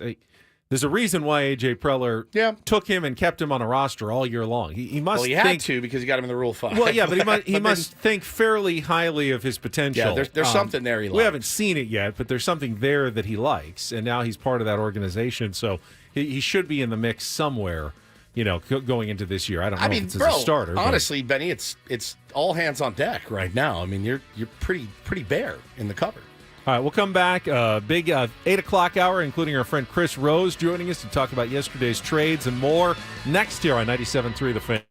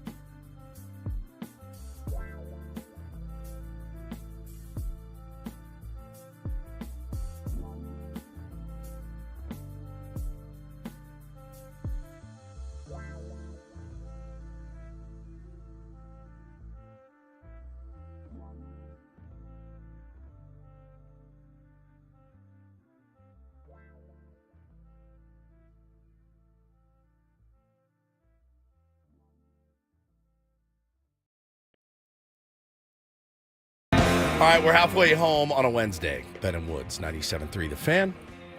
Appreciate you being here. Thanks for being active on social media, in the YouTube feed as well. The YouTube chat is just going nuts right now. We got doomers, we got positive people, we've got wait and see people. I'm a little bit of each. I'm a little bit of this, a little bit of that. Okay, doomer. I can be swayed. I can be swayed either way, as usual. It was always my problem. Could always be swayed. I'm Woodsy. That's Paul Reindl, executive producer of the program. Ben Higgins, your friendly neighborhood sports anchor, joins us as well. There's no reason to be blindly optimistic right now about the Padres, but we heard AJ Preller in our last segment going almost like pointing out the obvious, talking to Sammy Levitt. We finished the season as one of the best teams in baseball last year. Yeah. Can anyone dispute that? No. They took the World Series champions to the brink, came up beat one them. game short. Yeah. A lot of us think they should have beat them. The World Series champions said they were definitely the second best They team. should have beaten us. Probably should have beaten us. So you know that they're coming back from that level. Now, they're not bringing back, clearly, the whole team. Ha-Sung Kim is almost certainly moving on. Looks like Jurickson Profar is probably going to be moving on as well. There was no guarantee that Jurickson Profar was going to have anywhere near the kind of season he had last season, but they're going to have to find ways to replace some of the guys that they have lost. But they're starting. We talked about it the other day, though. Dennis wrote, people within the organization think they're not just hopeful, they're confident in a reunion with Profar. All right. Yeah, well, I don't believe it much you, anymore, based on the rumors I've seen the last couple some of days. way you need to find a catcher, you need to find an outfielder, and you still need some pitching depth. But you're not starting from, hey, we won 68 games last year, and we need to find a way to get up to 90 wins and make the playoffs. You're starting from right near the very top, and you're really just trying to hang right around there and put yourself in position again in October. So I don't think you need to do anything dramatic this offseason to be a good team going into next year. That's where my general glass half full optimism comes from. They're returning it. They're returning their entire coaching staff. They're returning the vast majority of their star players, core players from a team that was quite good last year. That's normally the position you want to be in. So I don't see the reason for doom. Now, do I think they're going to spend a ton of money? Obviously they are, look, read the room. The Padres had to take out a $50 million loan last year. You can be mad at Eric Katsenda as much as you want. If the Padres were flush with money, if you thought, the Padres are making money hand over fist and they're just putting it in their pocket, they wouldn't have taken out a loan. They just would have used their own money. No one takes out a loan for fun for $50 million. They obviously were very... Actually, I think a lot of people do. I think that's kind of how the rich stay rich. I mean, they don't spend their own money. Bunch of suckers. They were cash short, and they were obviously dealing with the TV situation. It's been a nightmare. That they're still dealing TV with. Situation's a nightmare. Well, because that's proof of how much the TV deal hurts you. Because this team sold out damn near every game. Yes. People walking through, buying jerseys, buying beers, all of that every single night, and we still are so financially restricted because of the TV deal. Yeah, 100%. And listen, I kind of am of the position of, all right, it's day 3 of the winter meetings. I, of course, started the show by saying I woke up to no Padres news. I'd like some news. I'd like to see something. I want to see something that improves our team. But I'm also pretty level-headed, like, well, let's see what this thing looks like, on March 1st, because I know it's not done. And I'm talking to people in baseball right now. I talked to a buddy last night that said, oh, dude, Preller's crazy active right now. Crazy. I mean, there's a ton of stuff going on out there. So, again, I do take confidence in the fact that our GM isn't sitting on his hands. He's not at the JFK Museum today, checking out the scenes inside. He wants to get the team better, so I'm going to put a little bit of trust in him there, knowing that that's his goal, and he's going to be creative, and he always is. So I'm going to wait and see a little bit before I go fully down the spiral. But I will tell you, in my opinion, if you trade Dylan Cease this offseason, and whatever the return is back from, Michael King's your opening day starter, Yu Darvish is your 2, and then it gets dicey 3, 4, 5. Yeah, it's going to be a little tough to stomach. Now, you also know probably isn't going to look that way in July. So baseball is a real wait and see type of sport to see what you have. I'm not dooming, but I'm also not going, oh, we're in great shape. We're great. We just finished so well last year. Like, if this team and this city knows anything, we know last year doesn't really matter. It really doesn't matter. So a lot of stuff had to break right last year. A lot of stuff's going to need to break right this year. That doesn't change. And Dylan Cease is not Juan Soto, who we had to do all of this last year, right around this week last year. And we had those conversations. You can't trade Juan Soto and still tell me you're competitive. Yeah, you're all pissed. in. You're trying to win a championship. They got the right guys. Son of a bitch. Their Look what team was happened. better. Can you trade Dylan Cease in one? As the window continues to get smaller and smaller for a championship, can you trade Dylan Cease this offseason and be better in 2025 than you were in 2024? I think the answer is unequivocally yes. We've seen it, so it's possible. It's possible. It's been done. You can absolutely do it. Will it happen? I have no idea. I had no expectations last year. I had them penciled in at 81 and 81. And I was more than pleasantly surprised, inspired, in love last season. More than that. So do I think it's going to happen again? I hope so. I have no idea. No crystal ball. You just never know what's going to friggin' happen. Did I think the Dodgers were going to win a World Series with 4/5 of their rotation hurt? No, I didn't. I thought they were in the worst position I've ever seen them in the playoffs, ever. That was the year. They're ripe for the taking. There's no way they win. Well, we chalked. Yeah, we chalked. Yeah, we're losers. Ultimately, I think objectively, the Padres have made a lot of good decisions the last, couple of years. Sure. A majority of their decisions have worked out really, really well. That's where you really need to live. Unless you're the Dodgers, Mets, or Yankees, you're always in that area where if you want to win in Major League Baseball, you got to make a lot of good decisions, way outweigh the bad decisions that you're making. What are the bad decisions it's hard to even point to bad decisions the Padres have made. You could argue they overspent on Xander Bogaerts and maybe could have allocated that money better. If Yu Darvish helps you get Roki Sasaki, every nickel you spent with Yu Darvish is not an overpay. Okay, but there's the first two that come to mind are because they went out and overpaid players. Yeah, and now everyone wants them to go now do it again. Everyone wants that. Everyone's complaining that you want them to go out and start. I mean, look at the prices right now in free agency. Dummy, we want to trade our worst players for the best cheap players in baseball. Why can't you get this through your head? I want the top quality for the lowest prospects we have. How hard is that?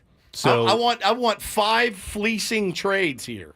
So you want them to stop making big free agent signings so they can now go out and make big free agent signings. Bigger free agent signings. Yeah, no, when you put it that way, it's true. It's God, you guys have spent some terrible money. Please go do it again. I'm begging you to go do it again. Get your ass out there and Can't believe you're not doing it right now. What's going on? Yeah. Yeah, I mean, look, we all know the Xander move was probably not the right move at the time. Again, you're just going to hold out hope that he has a semi-decent season and helps this team win. But again, I haven't seen much to let me know that that's the case yet. But there is still time. There's still time. And that's on Xander to figure out if he wants to be the player he was in Boston again. I think it's in him to do it. I don't think he's a bad guy to have on your team if you want to win a World Series. No, I don't either. Yeah, he's done it a couple of times. I don't either.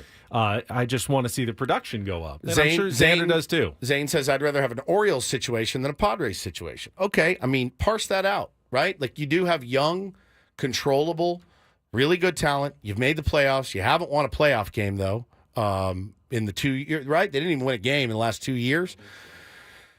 The tanking that they had to do to get there was fairly excruciating for Baltimore fans. They had to change ownership. So, again, like, the grass may look greener. There's no guarantee that the Baltimore Orioles are going to win a World Series in the next 5 years. Are they set up nicely for one? Yeah, maybe. But they're also not spending money. They just lost Corbin Burns. Current payroll allocations, $64 million. Projected, 116. I mean, For the Orioles? yeah, this year. They have room, but They got it doesn't a ton matter of if you room. have room if you're not going to go out and spend it. Yeah. They got plenty of room. They could spend a ton, but they're not going to because they're the Orioles. They've already shown you that they have no interest in going up to the levels of even where the Padres are. And Brandon said, like you said last year, Woodsy, we're eating what they feed us, basically. You really don't have a choice. If you're a Padres fan, you eat what they serve you, and this team is what they're feeding us. But the meal's not done yet. That's the thing. Is what I'm trying to say is they're still in the kitchen. I'm hungry as hell. I'm starving. I've been eating bread, chips, and salsa. I want the meal, but the meal's not going to be ready till March 1st, right? But So- you got some really good ingredients for that meal you already. do. Yeah, it'd be hard to put together a bad meal with the ingredients that you have. Yeah, you have the right base. Will here. it be the Michelin 3-star, best meal you've ever had? That's what they're going for, or is it just going to be, hey, really nice restaurant meal at the end of the day that gets you to the playoffs but doesn't get you all the way to the promised land? We're talking about fine levels. A couple of little decisions here that elevate your meal to the truly gourmet, status. That's what AJ Preller's going for. He's got really good ingredients. He's got a solid meal on the plate. Yeah. He's trying to elevate it to the final level of truly great. Yeah, I mean, look, it sucks. It sucks. I would love this team to be in on Corbin Burns. I would love this team to have been in on Blake Snell. I would love this team to have been in on Shohei Ohtani. Right? I would love those guys here. I would love to root for those guys. I would love my kids to be able to root for them. It's not the case. We got Xander Bogaerts right now. We kind of got to hope that he does better. But it doesn't just fall on Xander at all. And I think wanting this team to go out and spend right now is a very fair position for fans to be in, right? Especially when you put your butt in that seat, 65 times last year or whatever it was. It's absolutely, I'm not telling anybody they're wrong. But, I'm watching people saying this is going to be a fire sale. They're doing this. I don't get that feeling yet. I don't. I would be honest with you and tell you this team is ripe for the picking. And I don't see it yet. I do think there's an argument that when you're this close to the brass ring, yes, that's the time to put yourself in a little more financial, pain to try trouble to get it done, and going from the 17th best team to the 14th best team, there's no reason to spend tons of money to do that. But when you're trying to go from the second best team to the first best team, and you think maybe extra money can do that, that's a huge benefit if you can get there. So there is an argument to be made that, and I do believe, and AJ has said, our ownership group has always said that if we feel like there's something that can make a difference, we're gonna go and do it. What do they decide is actually that kind of move? I don't know. That's an internal discussion that they have to have. But AJ's still talking with everybody. He's made some offers already. I don't think the handcuffs are on him completely. Yeah, he's definitely not operating carte blanche, do whatever you want. There was a little bit of that, obviously, in the Peter Seidler regime. But he's also not been told, you can do nothing, we can't spend anything, you just have to be quiet all off season. He's working hard, and there's going to be some moves here at some point. There has to be. And again, from what I'm hearing from my people in baseball, there's a lot of balls in the air right now for AJ Preller, which doesn't surprise me in the least. All right, let's take a quick time out. We're going to have more on some of the trades that went down yesterday, including the Cleveland Guardians pull off what turned out to end up being a three-way deal with the Toronto Blue Jays and the Pittsburgh Pirates. Our friend Chris Rose from the Chris Rose Rotation going to be with us at the bottom of the hour. Maybe you can even talk a little NFL as well, because I see Absolutely him on Sundays. No, we're on not the talking NFL any Network. NFL with Chris Rose. No, if we're down here to the nitty gritty of the season. You don't have any NFL questions at all for Chris Rose? Not one. Literally not one single NFL question. Really? What am I going to ask Chris Rose about the NFL today? Your thoughts on the Eagles? No. I may ask him his thoughts on the Eagles. Please don't. I'm begging you. You're too verbose. See, this is what I'm talking about. Coming up Don't after get checking cute. traffic on 97.3 Stick to the Fan. formula.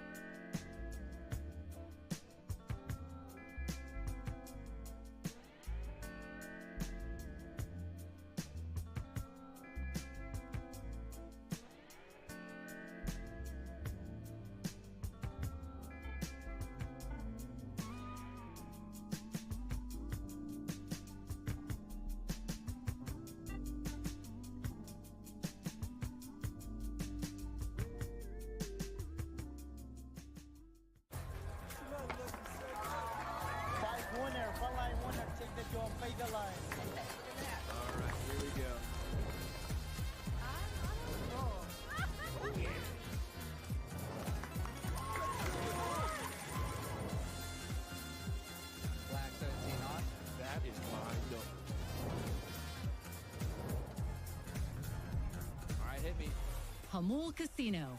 Fun above all else.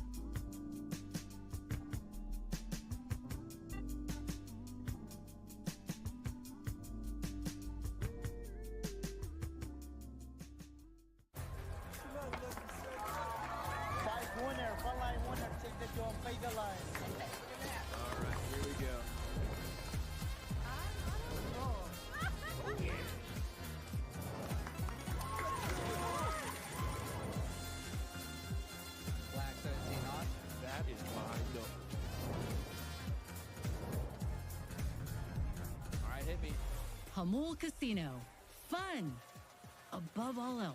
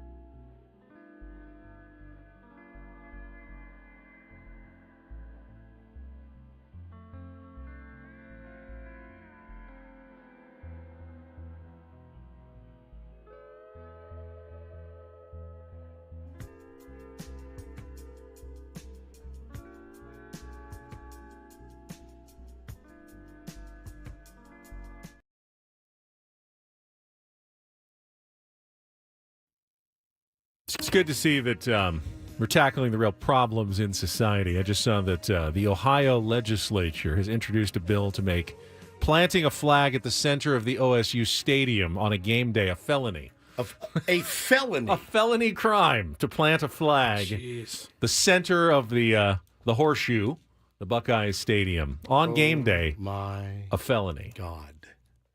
Or you can just not overreact to, team celebrating. Or just win. Or just win the game. Just win the game.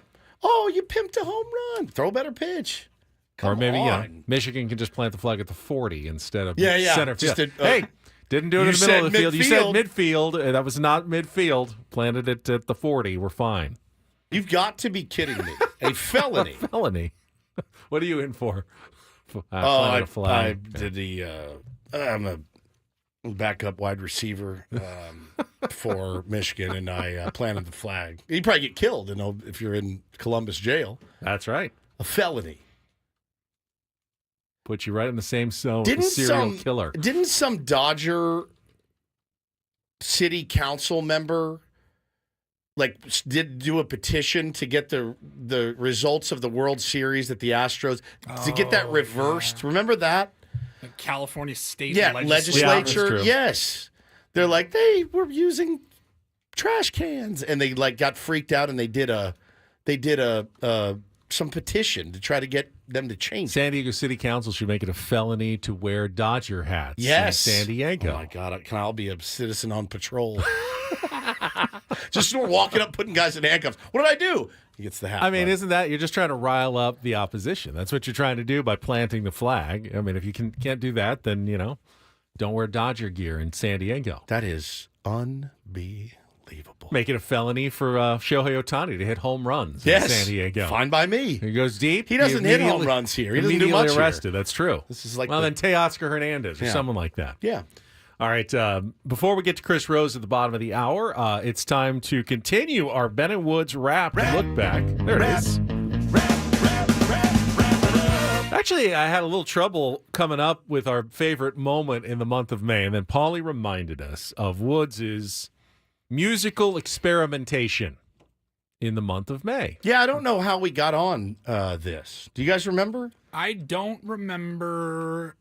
We got you an instrument in the month of May. Yeah, but it's because I really wanted one.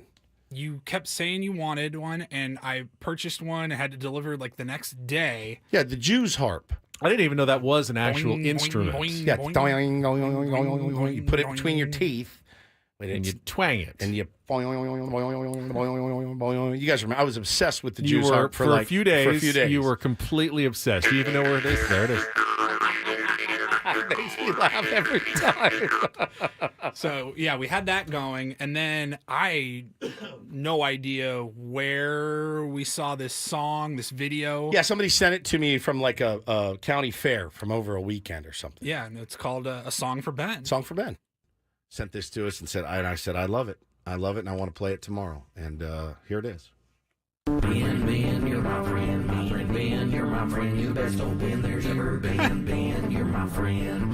Ben, you're my friend. My friend Ben, you're my friend. You're the best old Ben there's ever been. It's true. Ben, you're my friend. Hey Ben, hey Ben, hey Ben. What's up, Ben? Hey Ben, hey Ben. You're my friend. Ben, you're my friend. You're the best old Ben there's ever been. Best old Ben, you're my friend. Ben, you're my friend.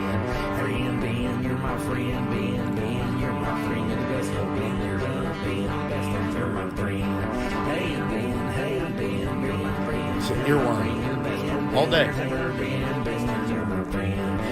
Hey, Woods.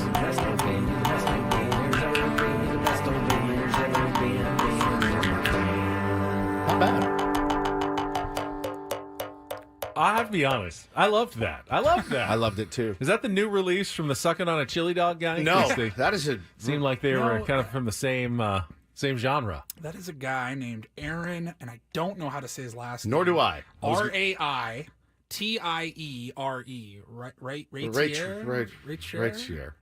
Raitiere. But I picked up the Jew's harp and started playing right along. I'm actually pretty decent. I don't know where mine is, though. It's easy to lose. It's very tiny. It's small. It's very small. Looks like one of those things you do, like a sardine can rolls open. Yeah, it rolls open. Yeah. The key that comes to the sardine It's can. metal. So when you play it, you have to put it between your teeth, and I do not It's like not hurting. I don't like that feeling.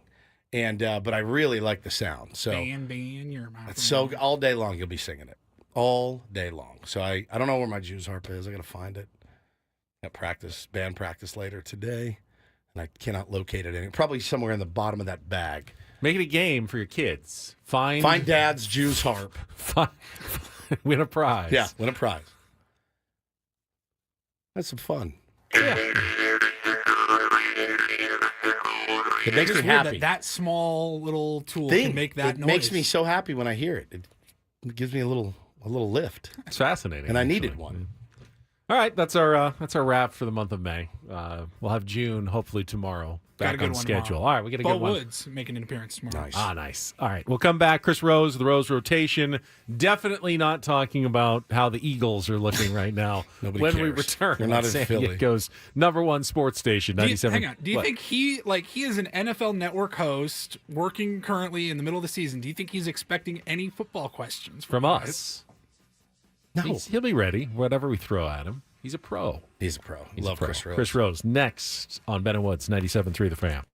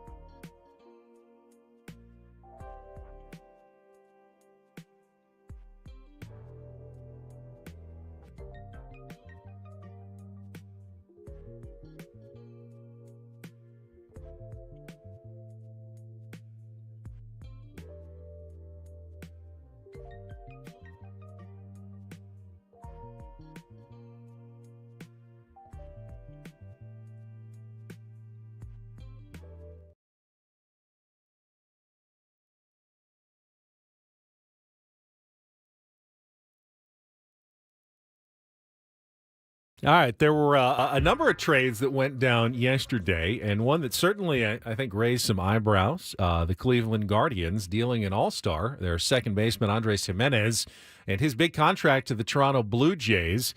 And we thought, we know someone who follows sports in Cleveland pretty well. Always fun to talk to our next guest from the Chris Rose Rotation and the Baseball Today podcast, covering everything going on in the offseason. You also catch him on the NFL Network. I do when I'm watching the Red Zone on Sundays. Chris Rose is back with us here on Ben & Woods on 97.3 The Fan. Chris, good morning to you.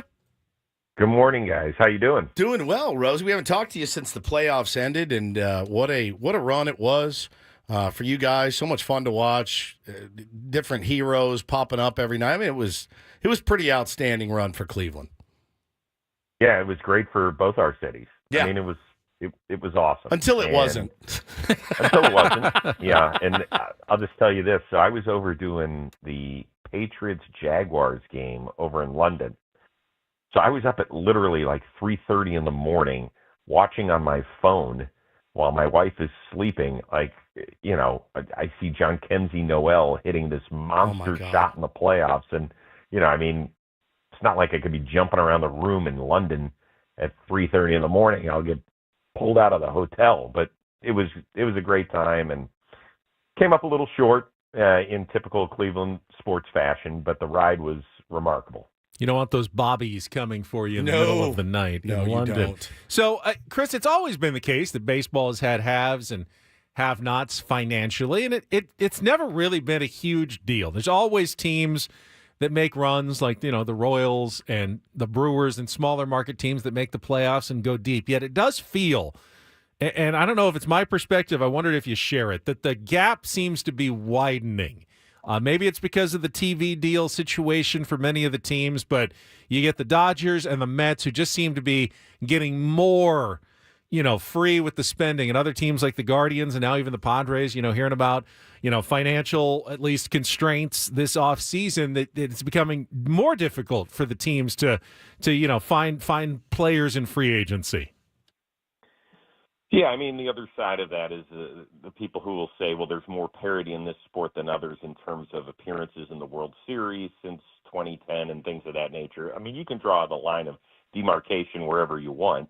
The facts are this, that since 2000, I believe, only 3 teams in the bottom half of payroll have won the World Series.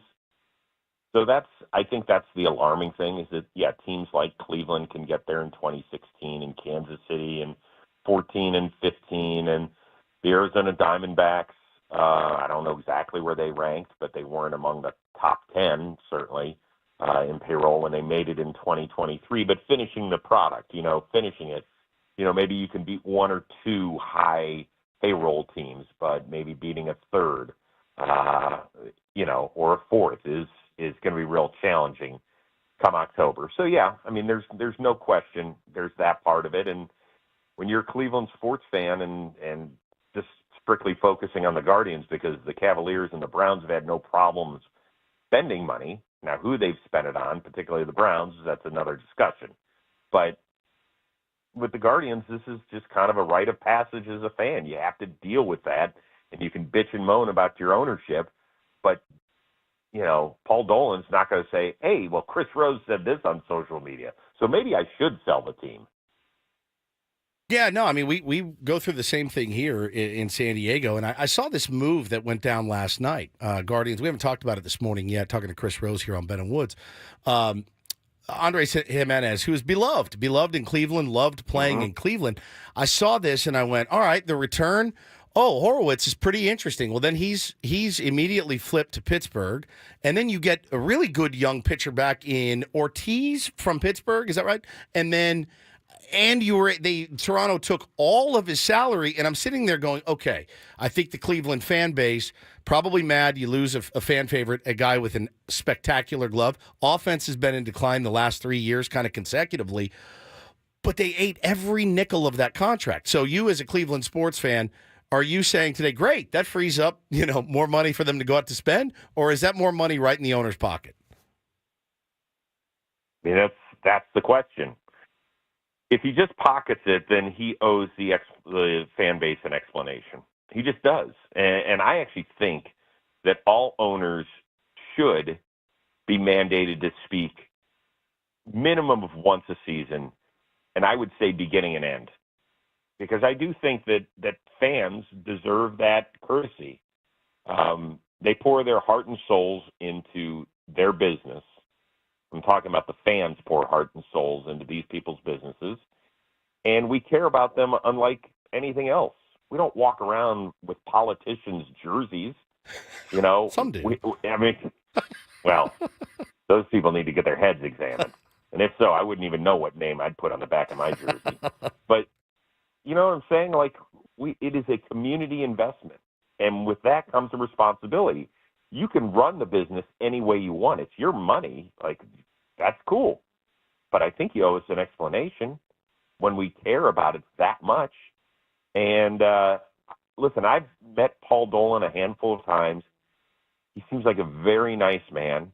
I know that according to, certain net worth standings when it comes to baseball ownership, he could be as high as like 5th or 6th. That doesn't mean that he's as liquid as a guy like Steve Cohen, who's just going to shoot for the moon when Juan Soto becomes available. And sure, we'll pay him $765 million and upwards of $800 million. Like, we know as Cleveland fans, that's not happening. As San Diego fans, that's not happening for guys. But,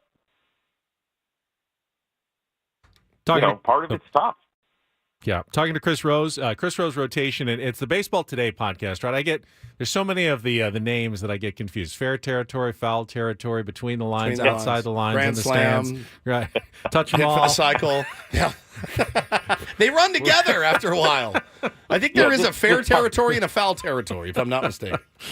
Yeah, just type in bumbling idiot in the podcast. Ben and Woods first, Chris Rose next. Second. All right. Exactly. Chris, what do you make? And I've got some rose-colored glasses on here. The pursuit of Roki Sasaki this offseason. And, I've talked myself into the fact that the Padres, at the very least, should have a very legitimate shot of landing them, but some people will say you're being crazy. He's going to the Dodgers. How do you view the pursuit of this Japanese pitcher? Well, I certainly think if you listen to the comments of his agent, Joel Wolf, yesterday, that I think certainly bodes well for San Diego, where he said that his client is very soft-spoken, very quiet, does not like the media, has had kind of a rough go of it over with the Japanese media covering him in Japan, not with the Japanese media that covers players here in the States. He wanted to differentiate those two.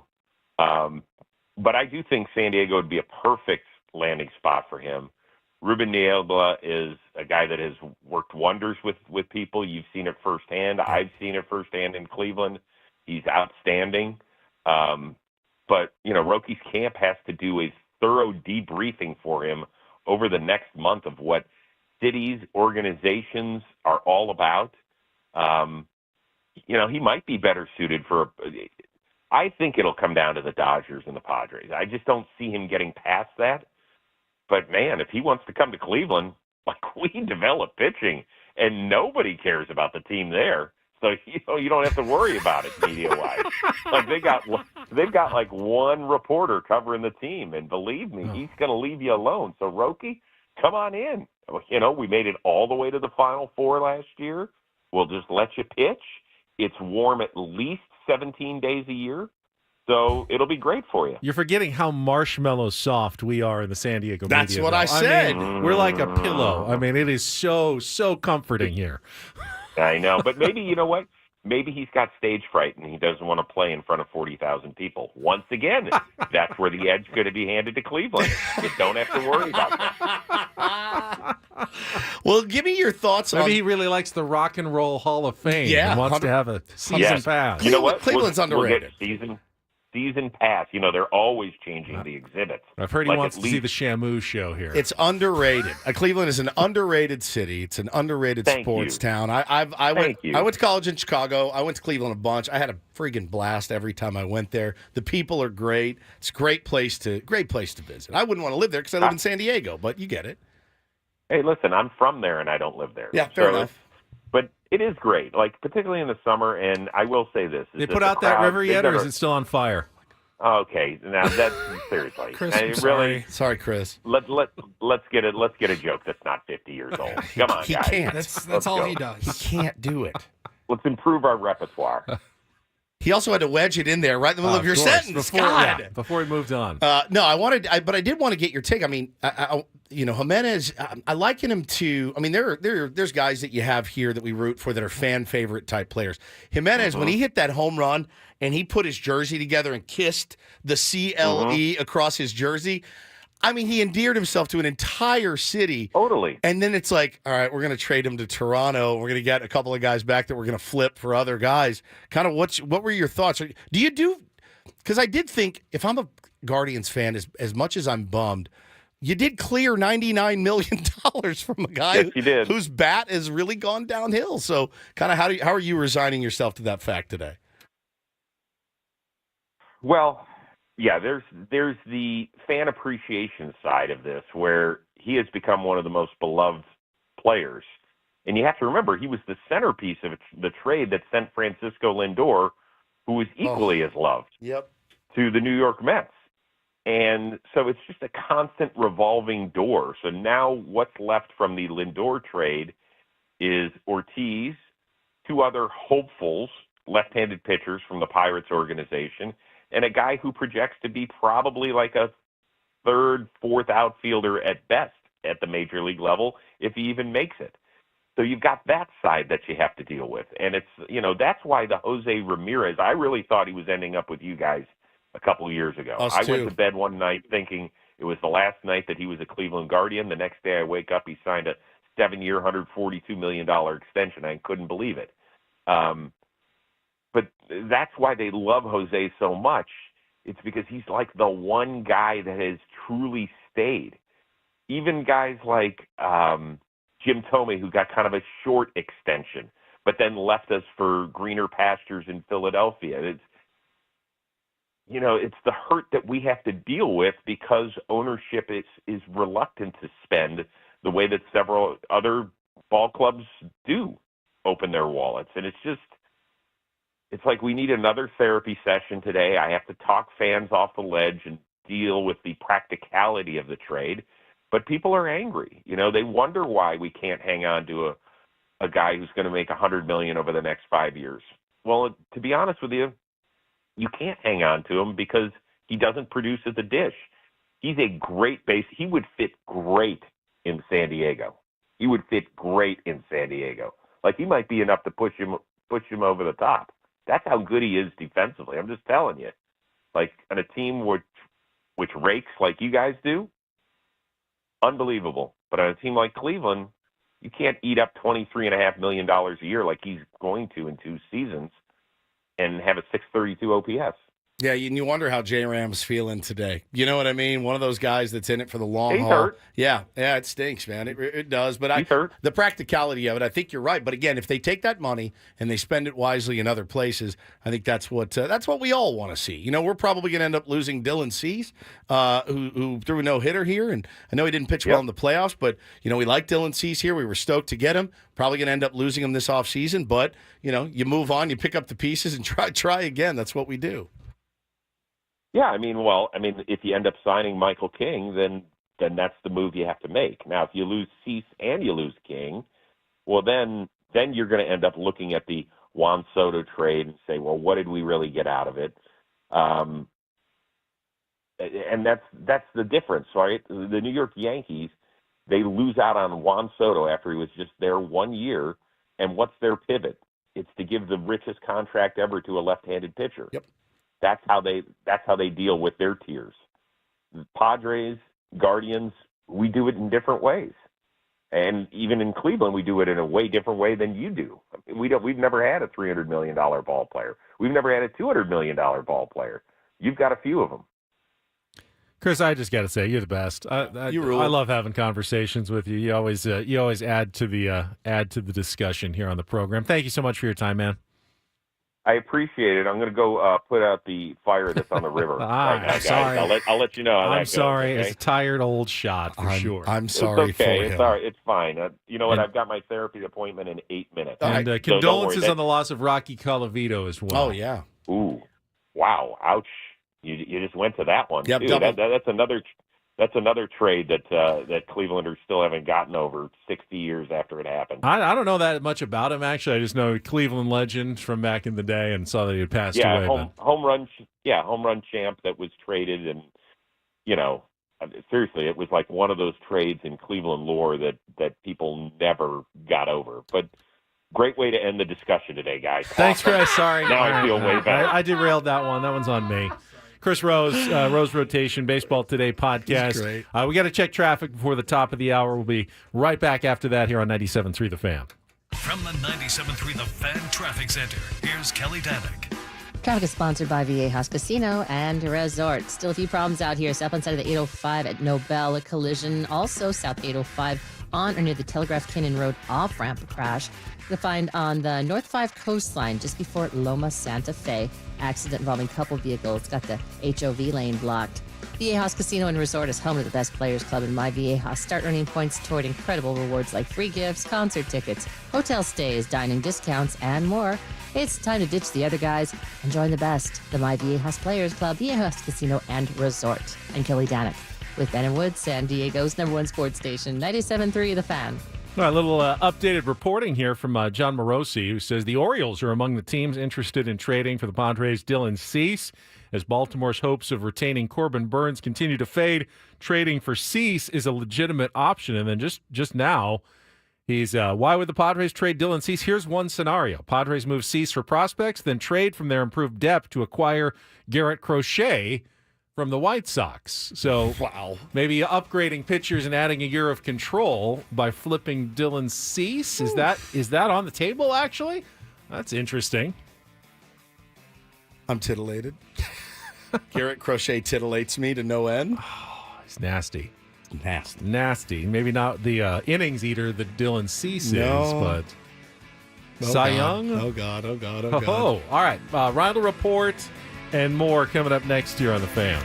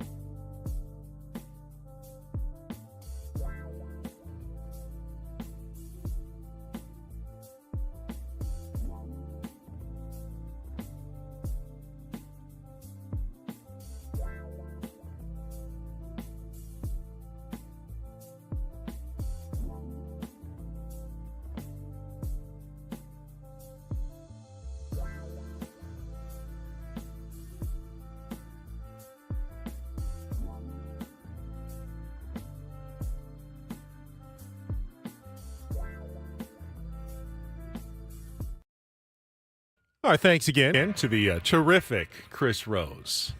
He really is. He's got wisdom. He's got humor. He's got baseball insight. He kind of combines it all together into one great package. I thought he was about to go John Heyman on you, though, there at the end. He was overselling Cleveland a little bit. What? He was overselling Cleveland a little bit. He wasn't. I just wanted to. Cleveland's fine. It's fine. It's not Bro, San Diego. They have how many? Can't even believe it. They have how many sports teams? 3. We have 1. Yes, I don't. That's not a selling point necessarily. You do sports radio. Wouldn't you be more comfortable with 3 instead of 1? They've won but championships. In terms of like, you've been to Cleveland, right? Yeah. I've been to Cleveland. It's okay. It's okay. It's not San Diego spectacular. No, there's just there's no comparison between the two. No, not the cities. That's what I'm talking. I'm talking about the city. He was trying to sell the city, and I just go, I can't stand for it anymore. Because they had a fire on the river 50 years ago.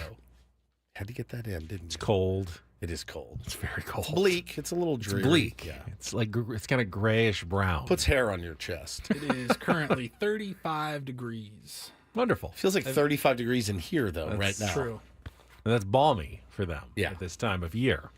That was an interesting little nugget from John Morosi that Padres are definitely exploring Dylan Cease trade talks, including with the Baltimore Orioles. But I don't know exactly if he's just like coming up with this on his own or he's actually hearing that the Padres are trying to flip Dylan Cease into prospects to turn it into Garrett Crochet. Well, people are saying, why wouldn't the Orioles just trade for Crochet? Because you don't need as many prospects for Dylan Cease as you do for Crochet. Correct. So that's a no-brainer. So we'll give you our prospects. Whatever you want to do with them, you can do with them. And you flip them to the White Sox and get Crochet for 2 years instead of 1 year of Dylan Cease. Now, we all heard the stories about Garrett Crochet last year wanting an extension. But again, Garrett Crochet is a converted reliever.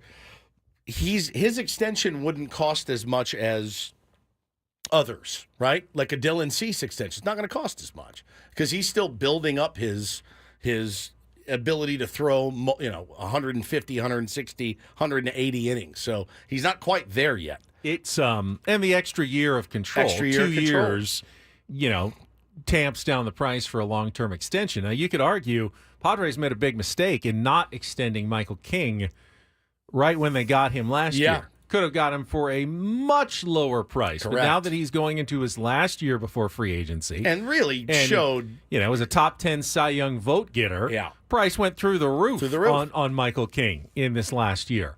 Now, if they had signed him to a giant extension before he had proved himself as a starter, we would have all questioned A.J. Preller's sanity going, what are you doing? You're giving all this money. We don't even know if this guy can be a durable starter and, even pitch 150 innings in a season. Well, he did.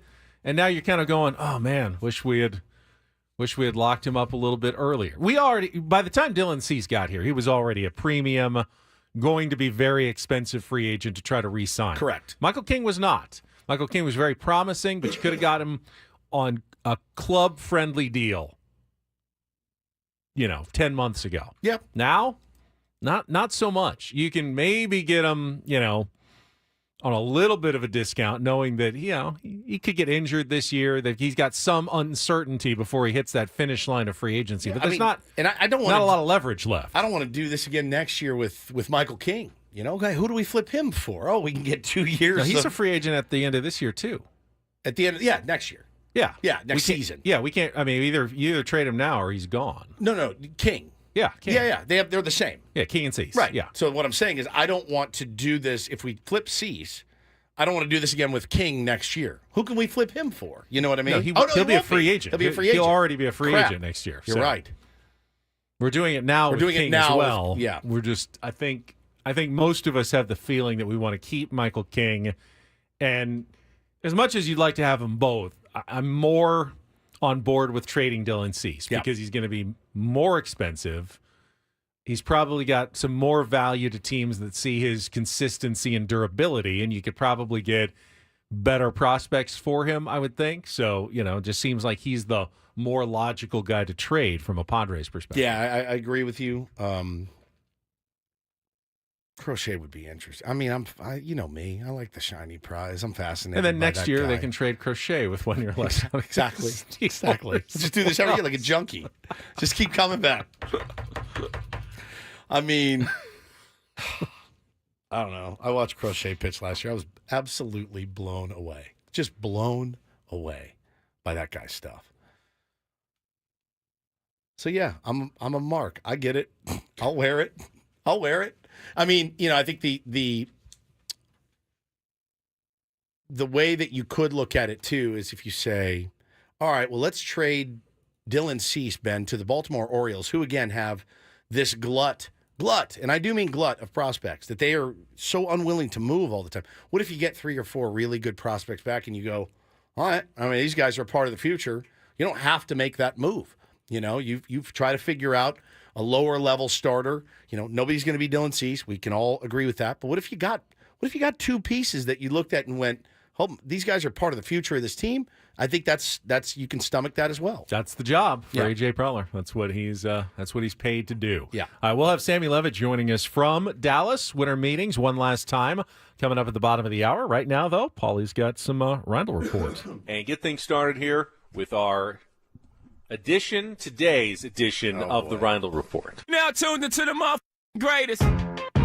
Welcome to the Rindle Report with Paul Rindle. Hi, Paul. All right. 2 stories from the world of sports that we haven't gotten to yet. We'll start off in Major League Baseball. And 1 story that you didn't know you needed. Are you laughing, biatch? It's the Rindle Report Hey, Paul, how you doing? Okay, how are you? on 97.3 The Fan. Are you ready to bless the mood? I need some help, please. That was good. Can I get a yeah? Oh, yeah. All right. Gentlemen, we will start off in the NFL. Had some news this morning. Scratch that Ben Higgins itch. Yeah. That NFL itch. Yeah, we should ask Chris Rose about this. This has already been kind of reported as going to happen. It's now official that the NFL will play their first regular season game in Berlin next season. Great. I knew you'd say that, and I was waiting for it. It's the 5th regular season game to be played in Germany. It'll be played at Olympic Stadium. They've played in Munich. They've played in Frankfurt, all since like the last 2 or 3 years now. So continuing to expand and do a couple of regular season games over in London and Germany now. No idea who the teams will be. You want to talk about It'll be the Jaguars. We know that. You want to talk about what moves your needle? This is on my needle. It goes to 1. I mean, they've already been in Munich and Frankfurt, Right. so going to Berlin. You're going to Berlin now? Amazing. Can't wait to see who the Jaguars, and the Dolphins. Steelers. No way. You're kidding. Like from the other way, that would be like Jaguars, Giants. That would be like Bayern Munich saying, "Well, we've already played in San Francisco and Los Angeles. Now we're going to go play in San Diego." They're all kind of in California, right? It's not that big of a deal. It doesn't move. It does not move the needle. Now, you tell me that the NFL is going to play a game in Beijing next year. All right, that is crazy news. Yeah. But Berlin is it just doesn't get me. Sorry. All right, we'll move on. Man, so we've kind of scoffed at the idea of San Diego State moving to the Pac-12. Not scoffed at it, but it's not the same as if they would have made that move, 10 years ago. Sure. It's not the same conference. But my God, is it better than the Mountain West already? Even as is, or what it's going to be next year with San Diego State moving to the Pac-12, the Mountain West announced that UC Davis will be now joining the conference in 2026. Saw that and I go, oh, God. But not in football. Not in football. Basketball, though, they will be there. And it's just not a good spot to be in. I'm glad San Diego State. The Pac-12 isn't going to have a ton of resume boosters on the schedule, but it's a hell of a lot better. They got than what the Mountain UTEP, West. Grand Canyon coming in. They invited also Northern Illinois to join in football only. My beloved. With these nemesis. My arch nemesis. UC Davis. Honestly, I think UCSD would have been a better get. Maybe I UCSD. agree. I bet UCSD didn't want to do the whole travel to Wyoming and Colorado State there, not Colorado State, they're going to the Pac-12, but New Mexico stuff, they're probably happy in the Big West. The problem for the new Pac-12 is they still are short a team, and there aren't any other teams out there. I've got no idea where the Pac-12 is going to go for their last school. Yeah. Because they're one short of a football deck. They got Gonzaga coming in basketball. It's going to be a good, really good basketball conference. But they're one short of full eligibility in football. And there just are no teams out there that really make any sense at all to join this group of schools that has come together. They need to, invent a new school, give them a really good football program in the West Coast, and go, you're it. Yeah, guess what? You're it. What about that high school team that didn't really exist? There you go. Remember that? Oh, Made yeah. up of a bunch of grown men. Yeah, that was wild. All right, get to the important story. Yeah, this is the big story It's here. one of the best days of the year here on Ben and Woods. It is. We say that, also have to add, if you're around small ears, just turn it down. You maybe want to turn it down, put in your AirPods or something, come back, listen later. That's Yes. okay. We understand. Yeah. So I was. Do I need to leave too? Yeah, I think you do. No, actually, you need to stay. So I was thinking about it right around this time of year. We had Spotify Wrapped last week. We're doing Ben and Woods Wrapped right now. Yep. Everyone's doing their year in review, and I thought, we had a really funny segment last year right around this time about one of the most popular websites in the world. Yes. Everyone says no one's going to say they go there, and yet it's like the third highest viewed website in the world. Yeah, on the planet. Somebody's lying. Correct. Called Corn Tub? Corn Tub. And for short. And I go, okay, so I searched 2023 year in review for that site. It was December 9th of last year. I go, okay, what the hell? What's the holdup, guys? We've been waiting with came bated out breath. This morning. We have This the morning. 2024 Paulie went and searched for it, and he's like, oh my God, today's the day. Corn Hub year in review. Yeah, Corn Tub. Corn Tub. Yeah. We want to throw people off the scent. Yeah. Don't want to make it too obvious. Got a chart here, a map with every state. It's the best. And their most You love maps. searched I do terms. like maps. Yeah. California's most searched term was... Hold on, I want him to guess. His face. Guess. Yeah, guess. What'd you look up the most? California. Yeah, in California. You're in California. So if you were going to check out Corn Tub, what would you put in? Blonde.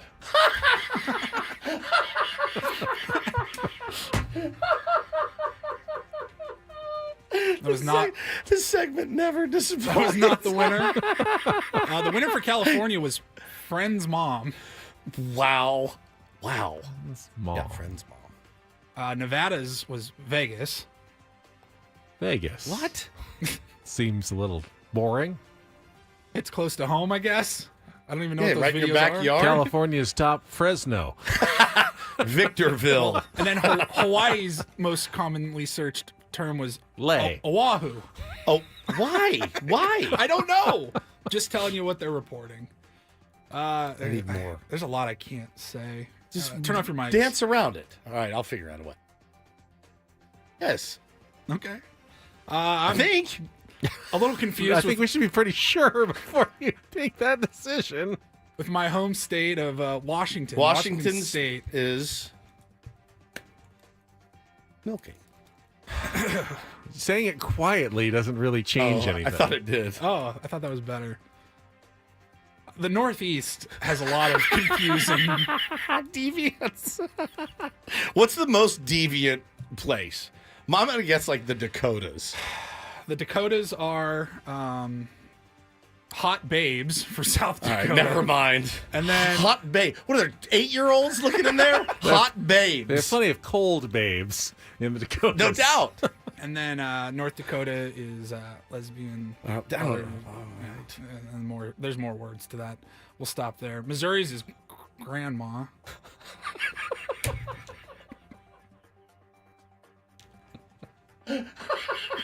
Pennsylvania's. You want to talk about 8-year-olds? Apparently, there's nothing but little boys, just boobs, horny little 12-year-olds in Pennsylvania, naked women. Corn Tub says you're gonna need to refine your search a little bit. Website. This whole website. It's like going to MLB.com and searching baseball. ESPN sports. Holy God! I don't know that I can say a lot of these other ones. Let me come look. Yeah, come on over here. You know what? I'm going to ESPN.com. I'm going to their little magnifying glass. I'm going to type in sports and see what comes up.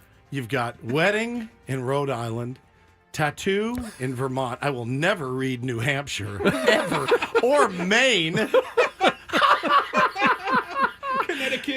Connecticut. Oh my God! Connecticut. Delaware's mature. South Carolina, wife BBW. Yeah, West Virginia is just fat women. Fat women. Fat woman. BBW like Ben and Woods. Ben and Woods. Alaska. Oh my God. Colorado, we can't say that. No, feet. Feet related. Wisconsin. Good God. Wisconsin, you're filthy. I've never heard of Minnesota. I don't even know what that is. And I'm pretty involved. Iowa is work trip. Oregon is furry. There you go. Those are by the states. Time spent per visit. Country by country. Yes. Do you want to be Mexico higher spends or the most lower time. on this list? What do you mean? Time spent per visit. I That's a don't good know. question. Yeah. Depends on how much time you have. Well, the average engagement time per visit was 9 minutes and 40 seconds. Mexico watched more than anybody, 11 minutes and 1 second on average, followed by the Netherlands, and then coming in at number 3, the good old US of A. The US of A. 10 minutes and 37 second average. Poland was the lowest, 8 minutes and 35 seconds per visit. Poland gets to business quickly. Very, very much. Very much. They do women watch corn tub. A lot of women watch corn tub. Generational divides. Most commonly searched videos by generation. Gen Z was vertical video. Okay, they're very specific about what they're looking for. They want it. They don't want to. They don't want to turn their phone. turn their over. phone. Oh. They want to just keep it right there. That was up 392% over the last year. Gen Y, 2 guys and a girl. Just, all right. Compilation for you guys, Gen X. No. Followed by role play, No, feet, sir. blonde. Can't say that Ben. word. Can't say that word. Can you post a link in the chat? A threesome would be fun. People want to see. The People want to see the what boomers are the one that they're filthy, dirty boomers. Well, at some point, you've seen it all. You really. True. Can you start running out of ideas? There's 1, 2, 3, 4, 5, 6, 8 categories. I don't know that I can say any of them. For the boomers. For the boomers, dirty, spectacular. And then the top trends on corn tub. Number 1 was being demure and modest. That was the word of the year. Yes, it was. Demure. Trad wives. Traditional wives. Yeah, that became popular with the show, The Secret Lives of Mormon Wives. Yep. Why anyone would want more than one wife is beyond me. Number 3. One is plenty. Number 3, highest trend, coworker fantasies. I have 0 coworker fantasies. I can also tell you right now. The Olympics sparked a lot of searches this year. Like nude Olympics. Okay. Apparently a video trend. Anime and cartoon videos. We'll never understand it. I tend to agree with you on that one. Yeah. I thought you were going to say I disagree with you. And then number 6 on the most popular trends of the year. She's really everywhere. That phrase. That resulted in 10 million searches on corn tub. And then raise your hand if you're guilty. And then the rest of that clip that we don't have in that cut, that increased the other views by 233%. Spitting on. I got it. Everyone knows what the thing is. You don't have to say it. Made me nervous. What's your problem, Alaska? That's what I want to know. What is your problem? And Maine, ass end corners of the world. The corners what of the is your country problem? And the boomers. What is your problem? Just deviants. Deviant Alaskan behavior. I already look forward to next year already. Ben's face is so red and uncomfortable. Yeah, so he said it's lonely in Alaska. It's not that lonely. It's not. It will never be that lonely. Definitely have the smallest percentage of people per acreage in the country. Oh my God! Like I don't even want to like write it in the chat for everyone asking. Just go just find go figure it on your out. own. You have to go look for yourself. Connecticut's no better. You're right, Jeff. You are right about that, buddy. Oh, come on! It's the best. Oh my God, the best segment. Oh yeah, this would be good. El Carlos suggests a real or fake category for tomorrow. Maybe for our monthly member stream. Monthly member we stream. can really dive in deep with Ben here on all this stuff. Yes. Remember that. Let's remember that. I was so delighted though, knowing I was like, it had to have been right around this time. The fact that it came out today. Boom. Got it. Incredible. I'm just here to give away James Taylor tickets. I will do that What a next in a very transition. professional manner. And then Sammy Levitt will join us from baseball's winter meetings at the bottom of the hour. After a check of traffic, more Ben and Woods on the way on San Diego's #1 sports station, 97.3 The Fan.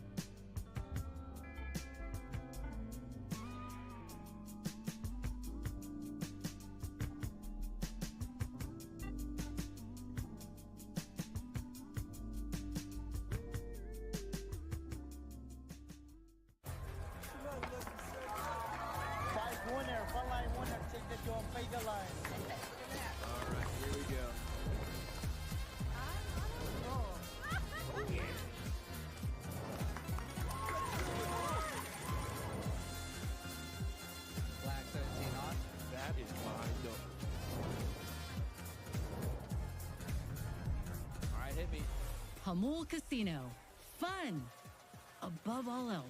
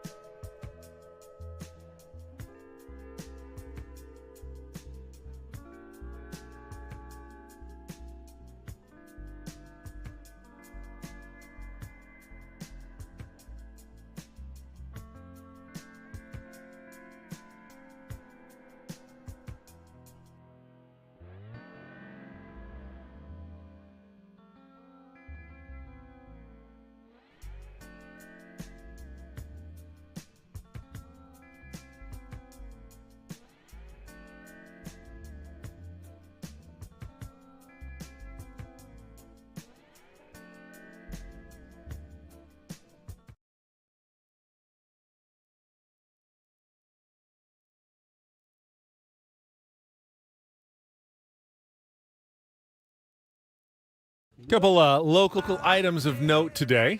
San Diego State basketball tonight, Viejas Arena, 7 o'clock, California Baptist. And not that bad. I was doing a little research yesterday. You got a winning record there in the top 200 of the Ken Palm and the net rankings. I mean, better than, say, USD is. And they beat Fresno State already and lost to SMU by just 2. SMU's 8-2. So 15 points is the spread. Right. But it's not a rivalry game. Hopefully the Aztecs take care of business. Then they got 10 days off before they go up to San Jose to take on Cal in a neutral court game. And then it's just conference play the rest of the way for the Aztecs. Other interesting little note for today. The MLS expansion draft takes place today. SDFC gets to pick just 5 players from the entire league. Okay. They got the list of protected players and unprotected players just like yesterday. It's like the Rule 5, right? A little bit, but I mean, for we haven't done this in baseball in a while. But the last time that you had expansion was when I believe the Diamondbacks and the Rays were born. Correct? I'll take your word for it. Like 1998, I want to say, when they came into existence, and both teams got to basically choose. You could protect only a certain number of players on your roster, but like you did it today, Padres would have to decide who they. Like, do you protect Jake Cronenworth? How many guys was it? Do you remember if you had a 25-man roster back then? Yeah, you could only protect 13 or 14 of them, and then everyone else is available. So you could lose, decent players. It's interesting in the MLS, some teams are not protecting their biggest, most expensive players because they think they don't want to take on those contracts. If you take them, you're now responsible for the contract. One of the guys that's available is Paul Arriola, U.S. national team player from Poway. But he's got a pretty expensive deal, so they'll have to make those decisions. And they're actually going to do it live from their team store. Where is it, down in Mission Valley, I think? Are they going to make their 5 selections today? And we'll pretty much have a soccer team for the most part after today. Pretty interesting looking back at the expansion draft. The Tampa Bay Devil Rays at the time, and the Arizona Diamondbacks, and they just went boom, boom, boom, boom. Who got taken from the Padres? Let me find it. Oh, it was Gabe Alvarez. Gabe Alvarez. Yes, unprotected. The one that got away. Went to the Arizona Diamondbacks, but the first pick was Tony Saunders, left-handed pitcher from the Florida Marlins, went to Tampa Bay. Brian Anderson, Jeff Suppan, Quentin McCracken, Gabe Alvarez, Bobby Abreu went from the Astros to Tampa Bay. Did you have to take one from each team? You could only take I think you can only take a maximum of 1 from every team once you could lost you pass a player. On a team? Yeah, it wasn't like you go team by team. You could pick anyone you want from the league that's available, but once that team had lost a player, you can't go and take another player from that team. You could lose a maximum of 1 player. Bro, there's some blasts from the pasts in here. Some of the names. Andy Sheets, Bubba Trammell, Ben Ford, Dimitri Young, Kareem Garcia, Miguel Cairo. I mean, this is just fascinating. It is just part of the weird life of being a pro athlete. Yeah. Like you sign a contract with a team, you feel like, I guess I could get traded, but you never think that, or I could just be snatched away in an expansion draft somewhere. Yeah. Like if they're starting a new radio station in Tucson today. They just grab you. Yeah, 97.3 The Fan can only protect 2 shows, and all of a sudden we're snatched up in the expansion draft. And we're off to Tucson. Yeah, it's fascinating. It's going to be weird when they do that again in baseball. It's going to be very weird because it's been a long, long time since they've done it. And there is obviously been talk about expanding soon, and kind of realigning everything with 32 teams like the NFL has. And kind of going with a more similar format. All right, Sammy Levitt's going to join us when we come back. He is live one more day in Dallas covering the baseball winter meetings for us here at 97.3 The Fan. Before we do that, though, let's give away another pair of tickets to James Taylor. He's coming to the Rady Shell at Jacobs Park on May 10th, right there on the water. Very beautiful venue.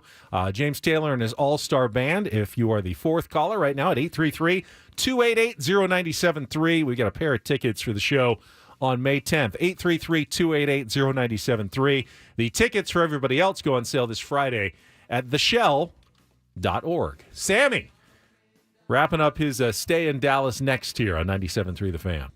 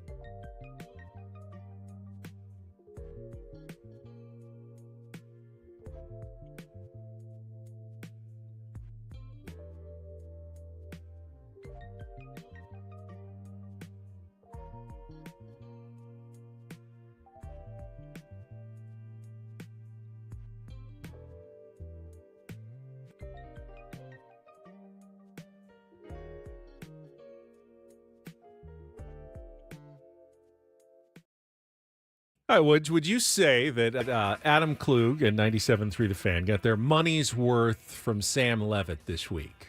Absolutely. I texted Sammy last night. told him what a great job he's done all week long. I loved his little sit down or his little stand up with Jake Peavy. Yep.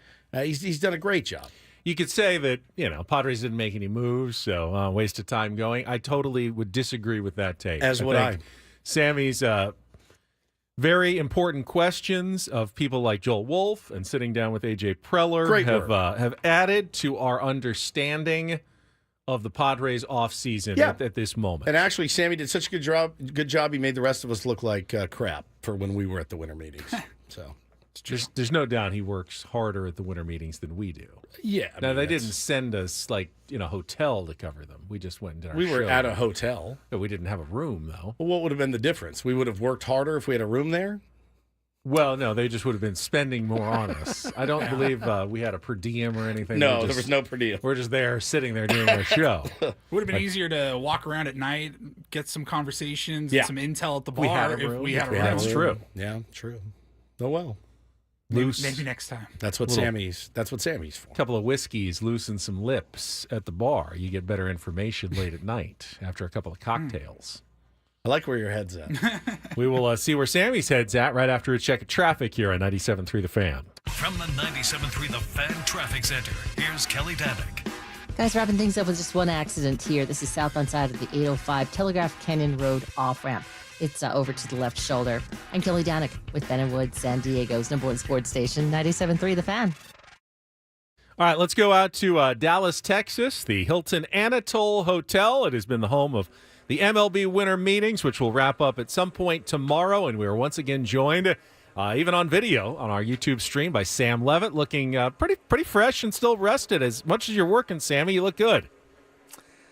That's great to hear, Ben, because I did not get a lot of sleep last night, and part of that, well, hold on.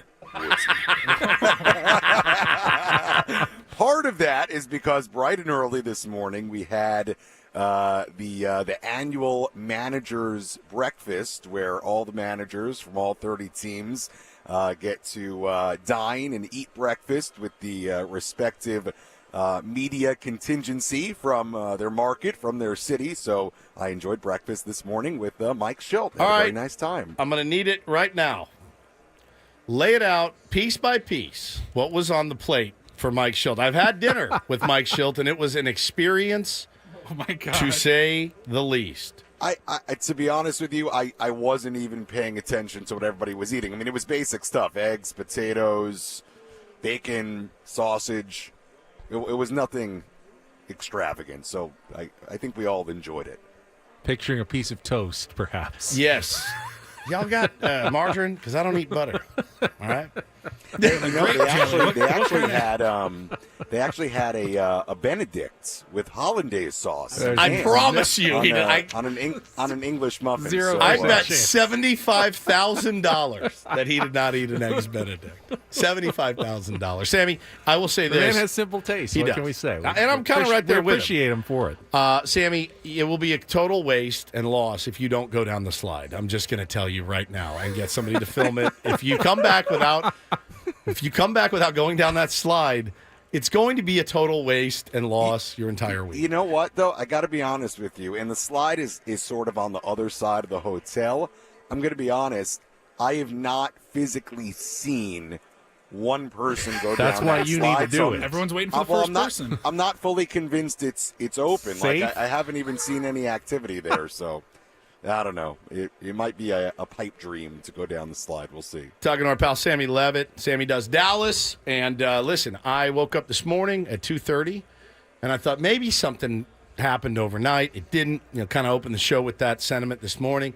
Now, it's not, and I'm talking to a lot of people too. I have friends at the winter meetings as well. I got friends in the game, and they said, quote, A.J. Preller has a lot of balls in the air right now. He's not going down the slide. He's not down at the JFK Museum. There are a lot of balls in the air. Of course, some reports are coming out this morning. Dylan Cease, being shopped potentially to the Red Sox, the Orioles. What are you hearing out there?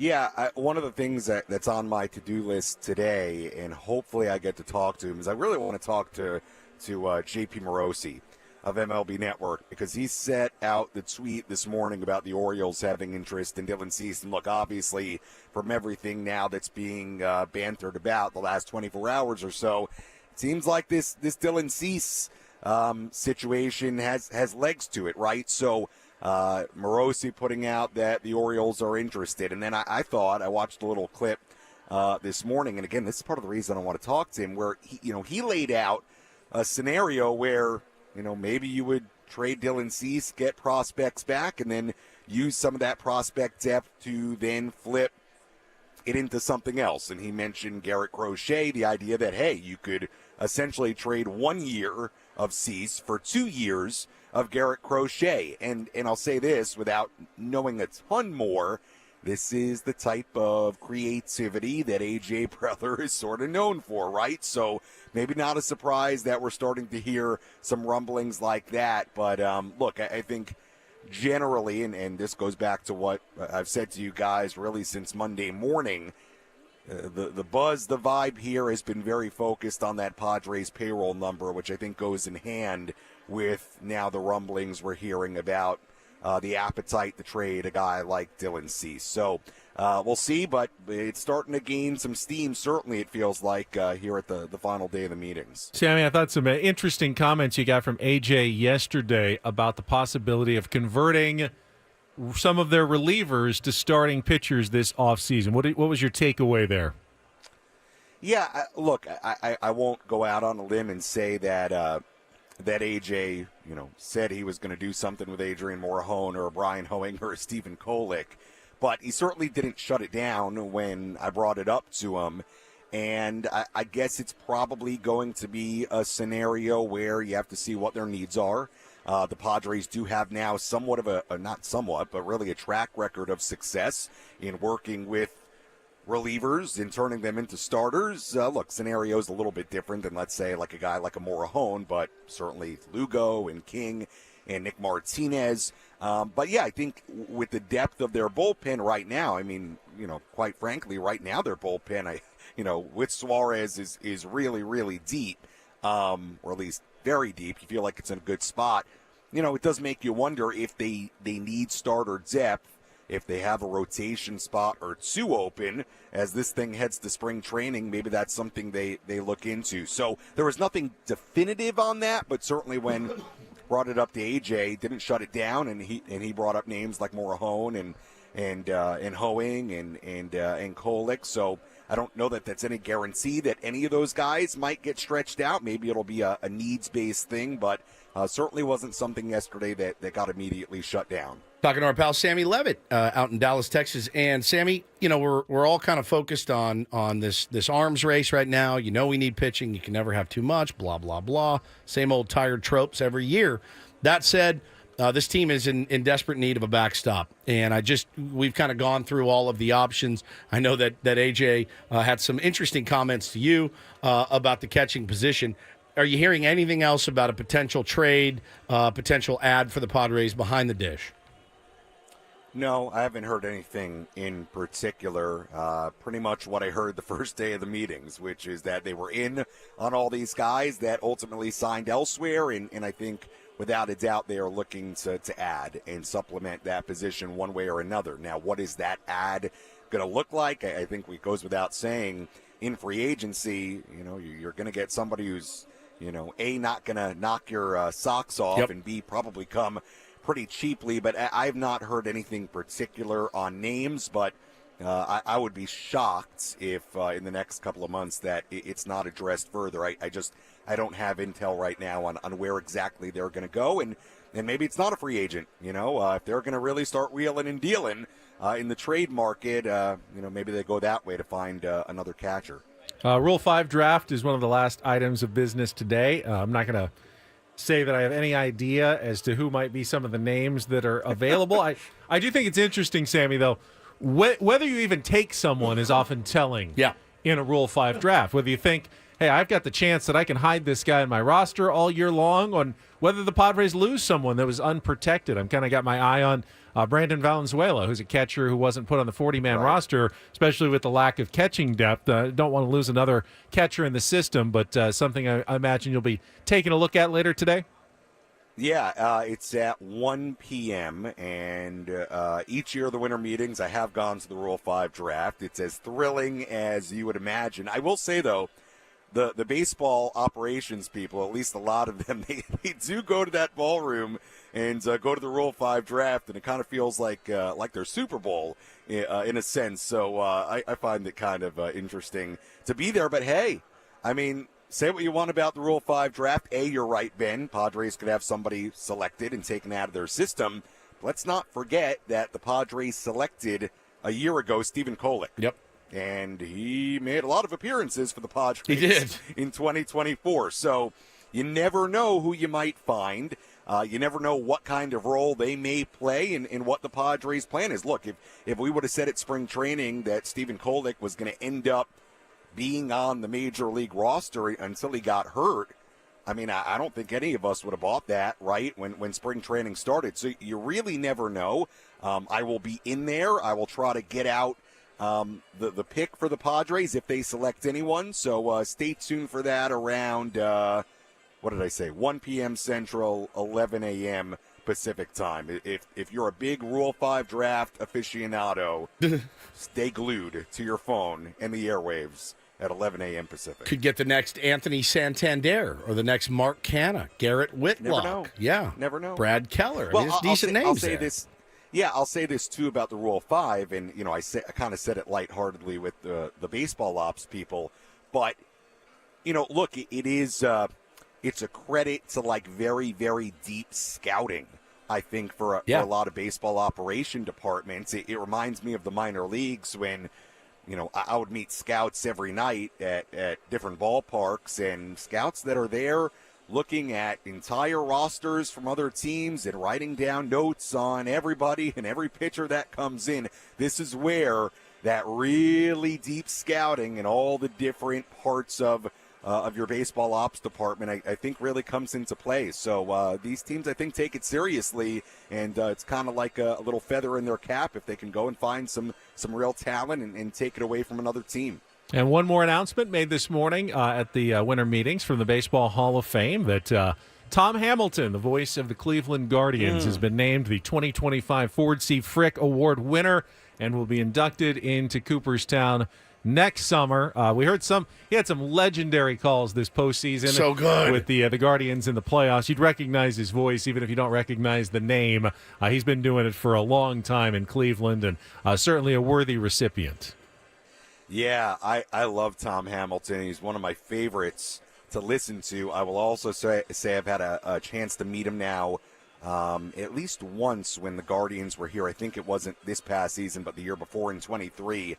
He could not have been nicer, and we spent a few minutes together, and he was awesome. And he sounded exactly like what he sounds like on the radio. So I know Tom is really beloved by a lot of people around baseball and broadcasters around baseball, and he couldn't have been better to me when we chatted for a little bit the last time the Guardians were in town. He's one of my favorites, and he's one of the best to do it, no doubt. So that's it's really well-deserved. Go down the slide, Sammy, before you come home. I'll see. Or you'll have me to deal with. Sammy, and Sammy, I'll tell you this. I promise you I will go check out what the deal is over by that slide. And I know you'll hear from Sammy again during the Annie and Elston program. Hopefully not in the first segment because, he was just on. Yeah, and they're coming on. So hopefully it's later in their show. I think I'm going on at 12:20. Okay, we'll hear from you again then, Sammy. Thank you for your time. As always, safe flight back. All right, guys. Appreciate it. Thanks. There he is, Sam Levitt. And all of our coverage with Sammy this week has been brought to you by San Diego County Credit Union. Yes. It's not Big Bank Banking. It's better. I know I had it listed somewhere. I can't find it for some reason. It's all right. You know it. You know it by heart now. I do. There it is. Yeah. It's not Big Bank Banking. It's better. Thank you to San Diego County Credit Union for helping us send Sammy to Dallas this week for some really great coverage. Paulie, if people are unfamiliar with Tom Hamilton's work. And the 1-0 pitch. Swung out and hammered. Hammered. God, that's good. Bedlam in Cleveland. Unreal. Yeah. Hammered. Swung out and hammered. I love it. Way out of here. What a call. What a moment. Swung out and hammered. Did you hear the crack of that bat? Oh, my God. Brilliant. So good. That call alone should get you the I nod. don't think so. It might have actually. All right. Well, he was We were on on the the borderline. fence, and, that one put you right over the top there. Ah, that was brilliant. Brilliant. Good stuff. Good stuff. Good show today, boys. Good show, Woodsy. We will Flew be back tomorrow, Thursday. Throwback Thursday. We'll continue our Ben and Woods Wrapped. We'll welcome Garrett Crochet to the team, hopefully. You never Possibly. know. Perhaps by then he'll have been acquired and traded Correct. by A.J. Preller. You never know. You just never know. In a massive flurry of deals on the final day of baseball's winter meetings. We'll have a little Throwback Thursday, Real or Fake, as well. And we're getting close to the end of the year. A week from Friday, our Christmas and holiday extravaganza. Last show of 2024 for Ben and Woods. And then we'll be back in January to start a brand new year. Absolutely insane plannings behind the scenes, trying to always do it bigger and better. And I'm really looking forward to it. Tell Adam to shut up. Adam, shut up. You could also close the door. Well, it's 1 degree in here, so I had to get some heat in. Right. I was about to start. But you can't be mad when you have the door open and people are. I was about to start a fire in the I garbage know, but you're can. allowed to talk in the hallways of a radio station. I'm going to wear because those fingerless gloves tomorrow. people in the studio are supposed to have the doors closed. Andy and Elston are coming up next. They'll close the door and do 4 hours of radio, and then we will be back tomorrow for our executive producer, Paulie Reinl and Stephen Woods. I'm Ben Higgins. Have a great rest of your Wednesday. From all of us here at The Fan, so long, everybody.